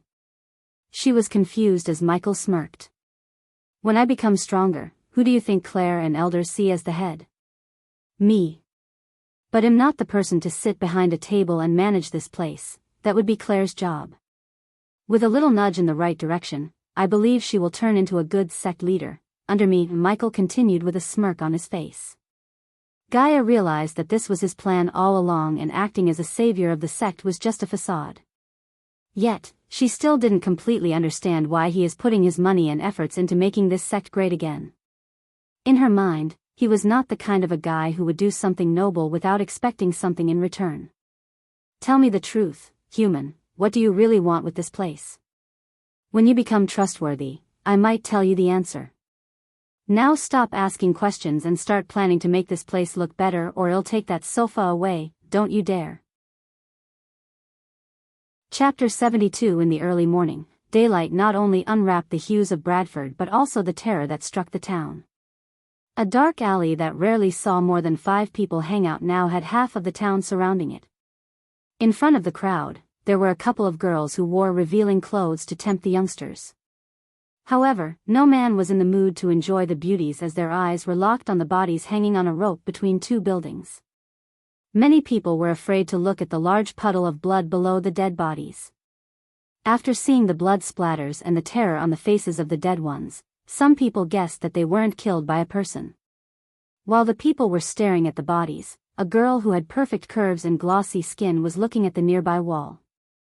If not for the gory scene in front of them, many men and women would drool and hope to get a glimpse of what's under her purple dress. Sister Sadie, do you think whoever or whatever killed them left behind that? The girl in the purple dress was none other than Sadie Kaplan, the core disciple of the Silver Moon and one of the judges of the last Heaven's Gate competition. Although the girl who asked the question was also a great beauty, she was overshadowed by the beauty of Sadie. If Michael was here, he would have recognized the girl as Nyla Reed, the same girl who almost got herself killed by trying to use a telepathic attack on Michael. Yes, I saw the same symbol on the scene at Sarton. What do you think it means? I don't know, but it's not my job to know. My teacher wanted to find these guys and technically I did find them. Who? Teacher Hazel? What did she want with them? Nyla pointed her finger at the hanging dead bodies and asked. Apparently these guys were harassing some of Teacher Hazel's clients and recently they took the harassment to the next level. Initially, they were a group of 20 men and when they heard the Silver Moon was searching for them, they started to run.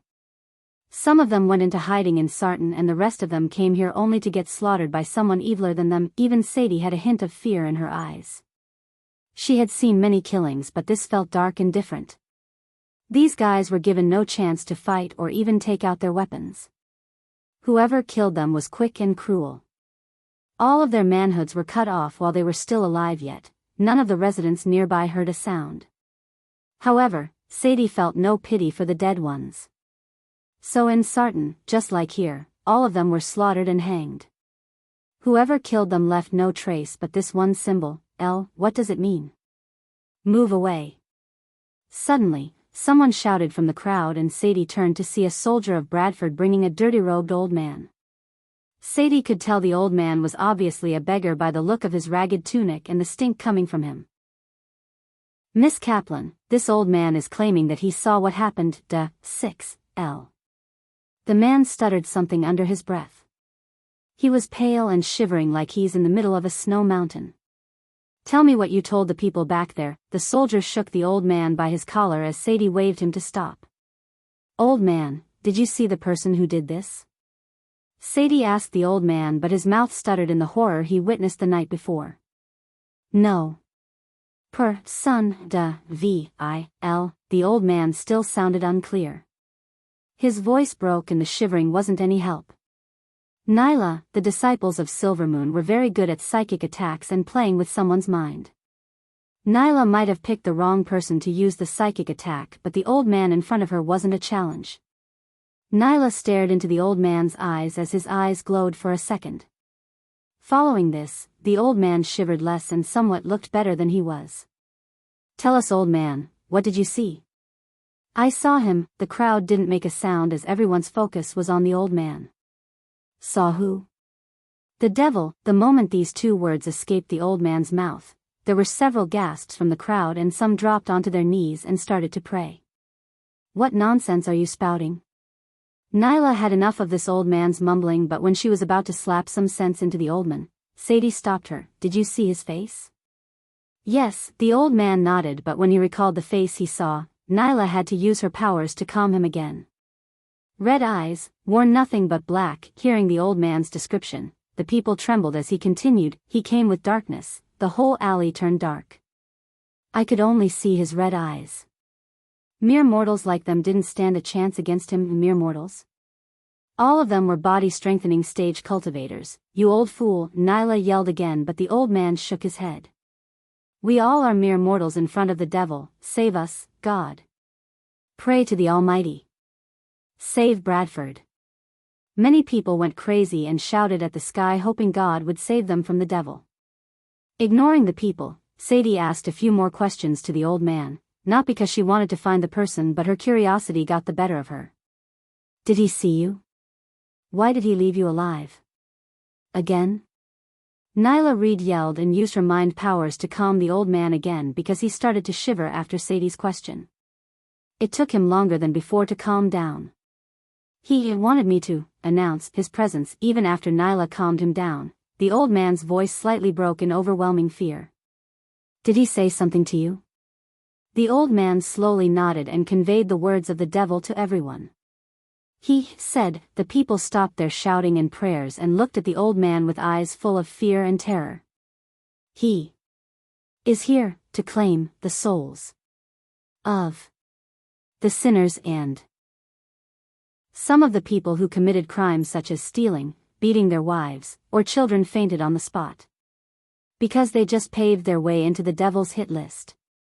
However, the old man was not finished as he had few more words to tell the people. "Lucifer is watching." L for Lucifer. Sadie turned her gaze towards the wall where the letter L was written on by blood. She felt a cold chill running through her spine because if he was really the devil who's here to kill the sinners, what could the people in this world do except sent to hell by the devil? She didn't even want to think about it. "Take him to Baron Totonk. My task here is completed." She saw no reason to hang around here at the devil's hunting ground, so she took Nyla and left the scene. Because Nyla couldn't use a flying sword with her level of cultivation and Sadie was in the mood for horse riding to calm her nerves, both of them bought 2 horses to travel. "Where to, Sister Sadie?" "River Town. I want to buy some iron ore." Following their departure from Bradford, Sadie and Nyla traveled in silence thinking about the devil the old man talked about.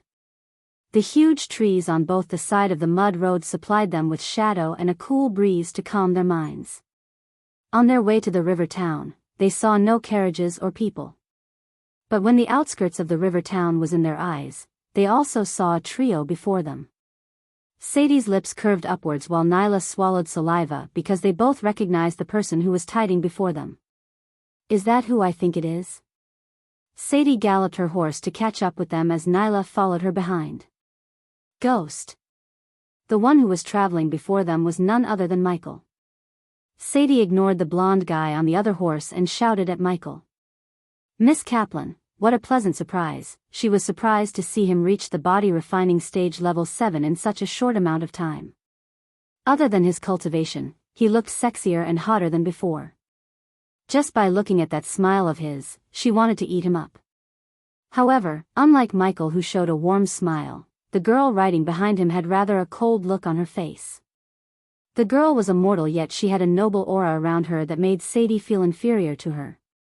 "What's with the miss? Call me Sadie. I assume you recognize my sister here." Sadie chuckled as Nyla's face turned red in embarrassment. "Hiya, Nyla, hi, Ghost. He seemed to have completely forgotten about what happened at the competition. His smile made Nyla feel somewhat less ashamed. I heard you're a 5-star alchemist, Ghost. Why didn't you say so? Ignoring the cold look of the girl behind him, Sadie brought her horse as close to him as possible. What can I say, Sadie? I like to surprise people. Oh, you really surprised me, Sade said with a flirty smile. The blonde guy who was traveling with Michael was Jack, and seeing a beauty flirting with Ghost, Jack almost fell off his horse because he was too focused on Sade and Nyla rather than the road before him. Hi Miss Reed, I'm Jack. Chapter 73. It was the system's new feature that made Michael travel to Rivertown accompanying Jack. This new feature's purpose was to help Michael choose the right person to be his subordinate and manage his existing subordinates. Subordinate, Gaia cultivation level, none race, demi-human Naga race current skills, none status, Merdines repaired, 10% loyalty towards the host, 50% trait, warrior. The trait feature would inform him about the person Michael is considering to recruit as his subordinate by letting him know her special trait. For instance, Gaia's trait was warrior. He wouldn't be able to make her an alchemist even if he gave her the Book of Alchemy unless he changes her trait from warrior to alchemist for 500,000 badass points or adds the alchemist trait on top of her current trait for 1.5 million badass points. Michael had no plans to change Gaia's trait, and the reason for his departure from the sect was not Gaia but Jack. After an eventful night, Michael woke up in the morning to continue making pills and potions. While he was picking up the herbs from his new herbal garden, he met Jack and heard he was going to Rivertown to buy scrap metal to repair his fellow disciples' weapons. After a small chat with Jack and the sudden notification from the system, Michael realized Jack was a blacksmith. Apparently, Jack learned the trait from his uncle, and even though Jack was not an expert in forging, Michael decided to give Jack a chance before he makes any decision. He could, however, wait and depend on his luck to find a better blacksmith who is willing to be his subordinate. Nevertheless, Michael was not the person who would depend on his luck rather than seizing the opportunity in front of him. Besides, Jack was poor and weak, so earning his loyalty would be simple. All Michael had to do is pay him handsomely for his work and Jack would be as loyal as a puppy. With the help of the system, he could also improve Jack's forging skills and have his own personal blacksmith. Still, before officially making Jack his subordinate, he wanted to see Jack's skill with his own eyes. But Michael never expected to see Sadie, a remarkably hot girl, on his way to Rivertown. Nice to meet you, Jack. If it wasn't for Jack seemed like Ghost's friend, Nyla would have given him a cold shoulder. But because of Ghost, Nyla showed a polite smile and shook Jack's hand. Ah, she shook my hand. Jack's eyes sparkled and he couldn't hold his joy. He felt like he was flying. I'm not going to wash this hand, Jack told himself. So will you concoct a pill or two for me? She came so close to Michael as both of their shoulders made contact. He didn't blush or move away like a beta MC but enjoyed the company of a hot girl like Sadie. Of course I will, you have to pay for my services of course. Gaia would have strangled him from behind if he had agreed to concoct pills for free. But hearing he would still charge her despite her seduction, Gaia calmed down. Sadie on the other hand pouted. I thought you want charge me a coin, Ghost. Michael laughed and winked at her. Come on Sadie, you know I like money and you don't lack gold coins. Can this sister pay you with other means? I guarantee you, it will be much better than gold coins. Her seduction skill was on the next level and any youth with a weak heart wouldn't be able to resist her charm. Even Michael was tempted to take upon her offer, but he didn't want to mix business with pleasure. I believe you, but let's keep the business and pleasure apart, shall we? Ah, a man of principles, I like it, she moaned for a second and continued with a seductive smile on her face. With the company of 3 hot girls, Michael had a pleasant journey towards the river town until he saw the soldiers of Baron Totonk and disciples of Morningstar swarming into the city gates. Huh? What's going on there? Sadie threw a look of uncertainty and they rushed towards the town to see what's happening. When Michael passed through the unguarded city gates, he witnessed people screaming and running around chaotically. Sights of a couple of wrecked buildings entered his eyes. What the hell is going on here? Nyla dismounted her horse and the others did the same because the streets were full of panicking people to ride through.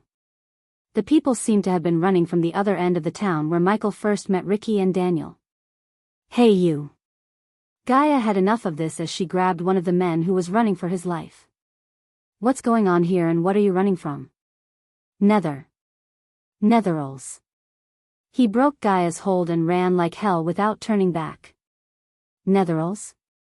In Rivertown, Nyla, Sadie, Jack, and Gaia wondered why are the Netherals here at Rivertown while Michael wondered what the hell is a Netheral. "Hey," Michael leaned back and scratched Gaia's shoulder, "what's a Netheral?" "Seriously? Come, I'll introduce them to you." Gaia led Michael towards the danger as Nyla and Sade followed them. While he was walking against the crowd, he noticed the tavern he spent his first night became a ruin. The more he walked towards the forest on the other side of the town, he saw more disciples of the Morning Star and Golden Valley. The city gates were shut close and being barricaded by some disciples of the Golden Valley. Since there was no way to see what's happening on the other side through the gate, Michael and the group started to take the steps to stand on top of the city walls. When he was climbing the stairs, he could smell a putrid smell in the air. The air stank rotten corpses as Gaia covered her nose with her hand. What the? When he reached the top of the wall, his body went rigid, and felt a cold chill running through his spine. Zombies. In the distance, there were hundreds of humanoid figures and animals. However, their skin was arctic white and glistened in the light. Their bones were visible through the peeling skin and their maniacal eyes that burned with madness. And then, there was a yelp, a whine, and 2 cracks. The blood slurping began. One of the Netherals munched his way through a deer in no time. It was spine-chilling to watch him at work, his eyes fixed on the deer as he slobbered Rottweiler drool down his chin. Soon, the nearby zombies joined him to feast on the deer. "Zombies? Is that what you called them where you came from?" Sadie asked Michael. He had never expected to see zombies in this world and suddenly felt like he was transmigrated into a world of Walking Dead. It took him a couple of seconds to take his gaze away from the army of zombies in the distance ready to swarm Rivertown. Where in the hell they came from? Michael didn't fear many things in the world, but in front of an army of zombies, he began to fear. The host does not need to worry much. You won't turn into a zombie if they bite you. Netherals are just corpses reanimated by a dark power. What System just said calmed his nerves as he took a closer look at the zombies. Gaia noticed his serious expression changing as he began to grin. Nether realm. Gaia was interrupted by Sadie. Sadie's interruption infuriated Gaia because it was her place to explain things to Michael. She didn't like being replaced, especially by Sadie. Every 3 years, the layer between our world and the Nether realm gets weakened. All the great cultivators in our world use this time to open a rift to Nether realm so the younger generation could enter and gain experience as well as get some treasures from the Nether realm if they are lucky. During this time, some Netherals would be able to pass through the layer and come to our world, but not this many. It's because someone is using dark magic to summon them. A voice filled with arrogance sounded as they turned back in the direction of the voice to see Victoria walking towards them with her followers. When he met her at the competition, she was a body refining stage level 8 cultivator, but now she was at the body refining stage level 10. Despite her defeat at the competition, she now looked more arrogant and cold. However, her cold expressions changed suddenly when she saw the face of the youth near Sadie. "You," the words he spoke to humiliate her, and the sight of her scent flying from the stage flashed across her eyes. In her eyes full of anger, there was also a hint of shock because compared to the jump in his cultivation level, her accomplishment was nothing. He was able to defeat her without breaking a sweat when he was just at the body refining stage level 1, but now, he reached level 7, only 3 levels below her. Standing behind Michael, Gaia pretended to control her urge to laugh at Victoria to fan her anger and mess with her mind. Michael on the other hand didn't even take more than a second to acknowledge her presence as he started to count the zombies happily. The reason for his joy was he sensed the zombies have a cultivation level and that meant he would get experience points by killing them. A moment ago, the Netherals freaked him out. However, now, they were not walking dead but walking experience points waiting to get slaughtered. Chapter 74, Calm Down Victoria. Another voice sounded at the scene and Gaia noticed Evan, the other one who Ghost defeated at the finals. However, unlike Victoria, he had a warm smile on his face and seemed more approachable than his rival. "Nice to see again, Ghost." Evan reached out his hand and surprised Michael with this gesture. Likewise, well, if Evan was chill about what happened before, he wasn't going to hang on to it as he shook his hand with a gentle smile. "Our scouts informed us that the sorcerer who is summoning them is at the ruins in the forest.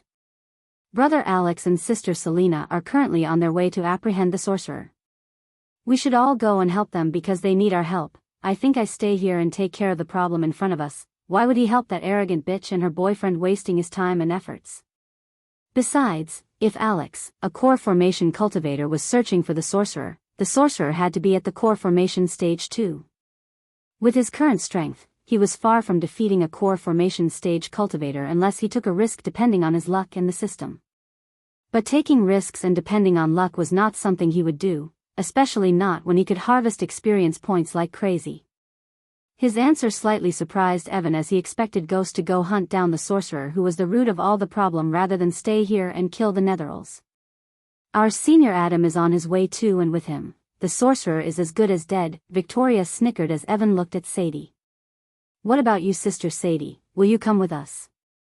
Sadie stared at both Michael and Evan for a moment before letting him know her answer. "Nah, Alex and Selena have all the backup they need. I stay here and keep the Netherals at bay." Most of the Silvermoon disciples practiced and excelled in psychic spells and mind-controlling techniques. These were their main weapons in their arsenal when it comes to battle. Sadie was not an exception to this, and she knew her strengths and weaknesses well. That was why she chose not to go chasing the sorcerer, because the sorcerer who was summoning the Netherals must have stronger Netherals around him. Since Netherals had no consciousness or living brain, none of her mind-controlling techniques would work on them. Therefore, she chose to remain on the top of the wall where it's relatively safe, and when the time comes, she decided to slip away. "Everyone from Golden Valley, stay here and keep the Netherals at bay if they choose to attack the town. If push comes to shove, kill as many Netherals as you can and collect their cores," one of the girls who was standing behind Victoria ordered Golden Valley disciples. Michael hid his irritation from showing on his face as he didn't want to share the kills with anyone else. The more Netherals the disciples kill, the more XP he would lose. "My fellow brothers and sisters from Morningstar, your priority is to keep the town safe from the Netherals. Do not go provoke the Netheral army standing outside. We must hold them until our senior Alex and sister Selena apprehend the sorcerer who is summoning them." While the disciples from Golden Valley and Morningstar were taking orders from Victoria and Evan, Michael planned to make the most out of this chaos. "Elia, come with me for a sec." Michael took Gaia and stepped away from the prying eyes for a moment. "If you want anything, why don't you ask your new friend, that bitch over there?" Before even Michael could say anything, Gaia cursed Sadie. "This is no time for temper tantrums, you jealous snake," Michael said with a low-pitched voice and knocked her on the head. "Ah." Michael covered her mouth before she could cry out loud as she rubbed her head where Michael knocked. "Now listen, do you know how to handle a bow?" Michael's hand was still covering her mouth, so he could only hear her muffled answer. He took his hand back, ignoring Gaia's scowl. "Are you any good?" Considering his subordinates' killings also would give him XP, he planned to put the Legolas bow in Gaia's hand and double the killing. Hearing Michael's question, she didn't answer him but took 2 little stones from the ground. Under his gaze, she threw one stone high into the air, and while the stone was in mid-air, she hit the stone with the second stone with deadly accuracy. Even Michael couldn't stop his brows from arching up in surprise. Despite the height and the wind strength, she was able to hit the stone with another stone with perfect precision. As the Earth's best assassin, he knew how difficult the feat was and acknowledged her talent. Initially, he was just hoping for her to kill some Netherals with the bow, but now he realized he has a female Legolas with him. He didn't worry about her cultivation level because she could stay on the wall and hit the Netherals in their head to kill them without stepping on the battlefield. "Is that answered your question?" "If it didn't, put a fruit upon your head and stand there," she said, like she really wants him to do that, but he sighed and retrieved the bow from his storage. The rather ordinary-looking bow may have gone unnoticed in others' eyes, but the moment she saw the bow, she recognized its capability and value. "Does the host wish to give the bow to subordinate Gaia?" Yes, the bow came with the quiver but not with arrows.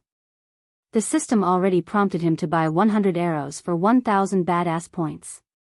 Except Michael decided not to spend 1,000 badass points for something that he could buy using gold coins. Not bad for an uncommon bow. Where did you get it? She examined the bow and said. Every weapon and spell in this world was categorized into 5 types: common, uncommon, rare, epic, and legendary. The Legolas bow was actually a rare weapon, but Michael purposefully made it release an energy signature of an uncommon weapon as he didn't want to attract many eyes towards the bow. In a ruin, you didn't find any arrows with it? I saw a blacksmith store on the way. He was packing his bags, so we can probably buy what we need for a cheap price. Yeah, he would be grateful to unload anything before running away from this place. Jack was busy using Ghosts Association to try his luck with every beautiful girl he saw. When he heard Michael's voice, he immediately stopped flirting and came running to him. Sadie, Evan, Victoria, and everyone wondered what was Ghost planning, but Evan and Victoria were busy organizing the team to go into the forest as a backup to Alex, Selena, and Adam. Brother Ghost, I need you to go to that blacksmith we saw on the way and buy something for me. Michael retrieved a pouch of coins and threw it at Jack. Buy all the iron-headed arrows with red eagle feathers. Gaia knew her arrows, and in this case, the iron-headed arrows were more effective on the netherils than the normal arrows. All of them? Yeah, all of them, you little shit, she slapped him on the back of his head and said. And buy 2 of the best swords he got. After Jack ran away to buy everything they needed, Mitchie gave the Mark III grappling hook to Gaia and joined back with Sadie. Isn't it dangerous for her to fight the netherils? Gaia wanted to give Sade an answer in her way, but Michael's stern look stopped her from opening her mouth. You have no idea what she's capable of. Gaia's face was full of haughtiness and appreciated Ghost's vote of confidence. With the Mark III grappling hook, she could reach the trees outside the city walls and rain arrows of death on the netherils from a higher vantage point.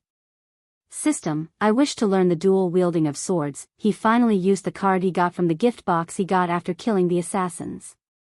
As usual, an acute pain appeared in his brain, and after a few moments, when the pain disappeared, he achieved 70% mastery in swordsmanship. He could further increase the power of his sword skills by learning spells and techniques associated with swords, but his current state was enough to slaughter these mindless netherils. Why aren't they attacking? Evan wondered and spoke what's in everyone's mind. Michael also noticed this. The netherils were standing and munching on some poor animals of the forest, but they didn't move forward towards the river town. It doesn't matter why. What matters is stopping the sorcerer, Victoria said, and prepared to leave the place to join Adam while Jack returned carrying 2 bags. Brother Ghost, Sister Elia, Jack handed over 1 bag to Michael and the other to Gaia. Not the best, but it'll do. Gaia commented about the arrows and put them into her quiver as Michael opened his bag to see 2 ordinary-looking broadswords. They were nothing fancy but common swords made of steel. Since he liked the black color, he approved the black hilts of the swords. The sight of him swinging the swords raised Sadie's heartbeat and put a slight redness on her cheek. Evan preferred to use a spear and focused on mastering the spear, but Victoria was a swordswoman, so she was surprised and shocked at the same time. Is he a swordsman? Victoria thought, but her train of thought was interrupted by Sadie's shout. What are you doing? Michael was standing on the edge of the wall with a sword in each hand. Starting the party. As these words left his mouth, Sadie saw him throwing his swords up in the air and jumping down, startling everyone on the wall. You're tuning in to the Carefree Valley YouTube channel. Don't forget to subscribe and join us on this journey to catch the most captivating stories.